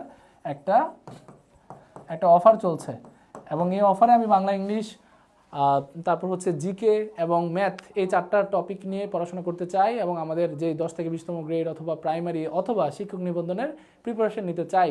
তো তাদের জন্য মূলত এটা চালু করা, যে আর্থিক সমস্যা যাদের আছে তারা এই নাম্বারগুলোতে যোগাযোগ করে তারা কি করতে পারেন, তারা ক্লাসগুলোকে শুরু করতে পারেন। ঠিক আছে স্যার, উদ্বোধনী ক্লাস কখন হবে? শুরু হবে কখন জানলে ভালো হতো। উদ্বোধনী ক্লাসের উদ্বোধন কিন্তু সাইদুল স্যার করেছেন একটা মাত্র ক্লাস দিয়ে, যেটা শুধুমাত্র কীভাবে পড়তে হবে সেটা একটা ডিটেলস দেওয়া হয়েছে, অর্থাৎ ক্লাসটা কিন্তু উদ্বোধন হয়েছে। এবং আপনারা এখন থেকে যুক্ত হলে রেগুলার যে ক্লাসগুলো সেগুলো আপনারা পেয়ে যাবেন সেখানে। ঠিক আছে, বেসিক কোনো ক্লাস হয়নি, আমি এখনও সেই ব্যাচটাতে এখনও কোনো ক্লাস নেইনি, একদমই ফুল একদম নতুন একটা ব্যাচ, যেটা রাত 9টার ব্যাচ। এই 9টার ব্যাচটা কিন্তু শুরু হয়েছে। তাহলে রাত 9টার ব্যাচ যারা চাচ্ছিলেন যে স্যার রাত 9টার ব্যাচ, সেই রাত 9টার ব্যাচটা কিন্তু চালু হয়েছে আপনাদের জন্য, এটা একটু মাথায় রাখবেন। এবং এই কোর্সটাতে আপনারা যুক্ত হওয়ার জন্য 08049955560 অথবা 0809556162626364645 অর্থাৎ 1 থেকে 5 যে কোনো একটা নাম্বারে কল দিলে কিন্তু পেয়ে যাবেন আমাদের এই কোর্সের সম্পর্কে বিস্তারিত ডিটেলস। তাহলে আশা করছি আপনারা সবাই এটা সম্পর্কে একদমই ক্লিয়ার। আর যাদের বেশি আর্থিক সমস্যা বা পরে দিতে যাচ্ছেন বা স্যারের সাথে কথা বলতে চাচ্ছেন, তো সেক্ষেত্রে আপনারা এটা করতে পারেন 01767265758, এটা সাইদুল স্যারের সাথে আপনারা যুক্ত হতে পারেন এবং সাইদুল স্যারের এটা নিয়ে সম্পর্কে আপনারা জানতে পারেন। সাইদুল স্যারের সাথে কথা বলে আপনাদের যে আর্থিক সমস্যার কথা আছে সেগুলো স্যারকে বলতে পারেন। স্যার অবশ্যই খুবই মানবিক ওয়েতে আপনাদের সাথে ডিল করবেন ইনশাআল্লাহ। ঠিক আছে স্যার, রেকর্ডিং ক্লাস তো অনেকগুলো পাচ্ছি নাম্বার লিঙ্কে, রেকর্ডিং ক্লাসের, হ্যাঁ স্যার যদি বলা হয় রেকর্ডিং ক্লাসগুলো আপনারা কীভাবে পাবেন, নতুন যে ব্যাচ আছে সেটাতে ক্লাস শুরু হলে আপনারা সেই রেকর্ডেড ক্লাসগুলো সেভ করে আপনাদের যে গ্রুপ আছে সেটাতে আপলোড করে দেওয়া হবে একদম ক্রমান্বয়ে লেকচার আকারে, কত তারিখের সে তারিখ আকারে আপনারা সেগুলো ইজিলি পেয়ে যাবেন আপনাদের যে গ্রুপটাতে ক্লাস হবে সেটাতে ইনশাল্লাহ। ঠিক আছে, প্রাইভেট গ্রুপটাতে। তাহলে আপনারা এটা যারা এই স্ক্রিনশটটা যারা রাখবেন তাদের জন্য একটা সুবিধা কি, সুবিধার হচ্ছে যে স্যার আমি এখন পারছি না, কিন্তু ইনশাল্লাহ আমি সকালে বা 11টার মধ্যে, আমি কোনো সময় 11টা বলি না, এটা মূলত হচ্ছে 12টার মধ্যে। ঠিক আছে স্যার, আমি 12টার মধ্যে ভর্তি হব ইনশাল্লাহ, কিন্তু আমি সেই 1390 টাকার যে আপনার যে ফিটা আছে, যে অফারটা আছে, সেই অফারে আমি ভর্তি হতে চাচ্ছি। তো তাদের জন্য কিন্তু এই একটা অফার আছে। এই হোয়াটসঅ্যাপ নাম্বারে আপনি আজকের স্ক্রিনশটটা দিয়ে বা মেসেজ দিয়ে রাখেন যে স্যার আমি আপনাদের এই কোর্সে ভর্তি হতে চাচ্ছি এবং 1390 টাকার অফারে ভর্তি হতে চাচ্ছি, তাহলে এটা কিন্তু আপনাদের জন্য একটা কনসিডার করা হবে আগামীকাল সকাল 12টা পর্যন্ত। ঠিক আছে, তাহলে আশা করি যে এটা একদমই ক্লিয়ার। নাম্বারটা সবাই একটু মাথায় রাখবেন, 017672657 এবং 58। ঠিক আছে, ওকে। তাহলে আমাদের যে কোর্সগুলো বর্তমান সময়ে রানিং আছে সেগুলো সম্পর্কে একটু বলে রাখি। এই প্রাইমারি শিক্ষক নিয়োগ ফুল কোর্স 19তম 20তম গ্রেডের যে 10 থেকে 20তম গ্রেডের যে প্রিলি বা লিখিত ফুল কোর্স, 19তম নিবন্ধন ফুল কোর্স, এগুলা বা 0 থেকে বেসিক পর্যন্ত সবগুলার ফাউন্ডেশন ইংলিশের ব্যাচ, ঠিক আছে, এই সব কিছুই কিন্তু আজকে যে অফার অনুযায়ী মঈন স্যার যেটাকে আপনাদেরকে দিলাম সেই অফার অনুযায়ী কিন্তু আপনি কত ভর্তি হতে পারবেন? মাত্র 1390। তাহলে যারা আমাদের এই এশিয়ার ম্যাপ ক্লাসটা নিয়ে সবাই বুঝেছেন বা সবাই থেকেছেন এই লাইভ ক্লাসটাতে, একটু নেটের একটু ঝামেলা হয়েছিল, তাহলে আপনারা যারা হচ্ছেন এই ক্লাসটা সম্পর্কে বিস্তারিত জেনেছেন এবং আমাদের কোর্সগুলোতে যুক্ত হতে চাচ্ছেন, আপনাদের সবাইকে এই 9টার ব্যাচের যে কোর্সের যে দাওয়াত আছে সেই দাওয়াত দিয়ে আমরা আজকের ক্লাসটা এখানেই শেষ করছি। 9টার ব্যাচে আপনাদের জন্য একটা দুর্দান্ত ব্যাচ হবে ইনশাল্লাহ। এই 9টার ব্যাচটাতে আপনাদের সকলের এনরোলমেন্ট আমি চাই, সবাই থাকবেন ইনশাল্লাহ। খুব দ্রুত আমরা সেখানে ক্লাস নিয়ে হাজির হবো ইনশাল্লাহ। সকলের জন্য অনেক অনেক শুভকামনা, শুভরাত্রি জানিয়ে আজকের ক্লাসটা এখানে শেষ করছি। আসসালামু আলাইকুম সবাইকে।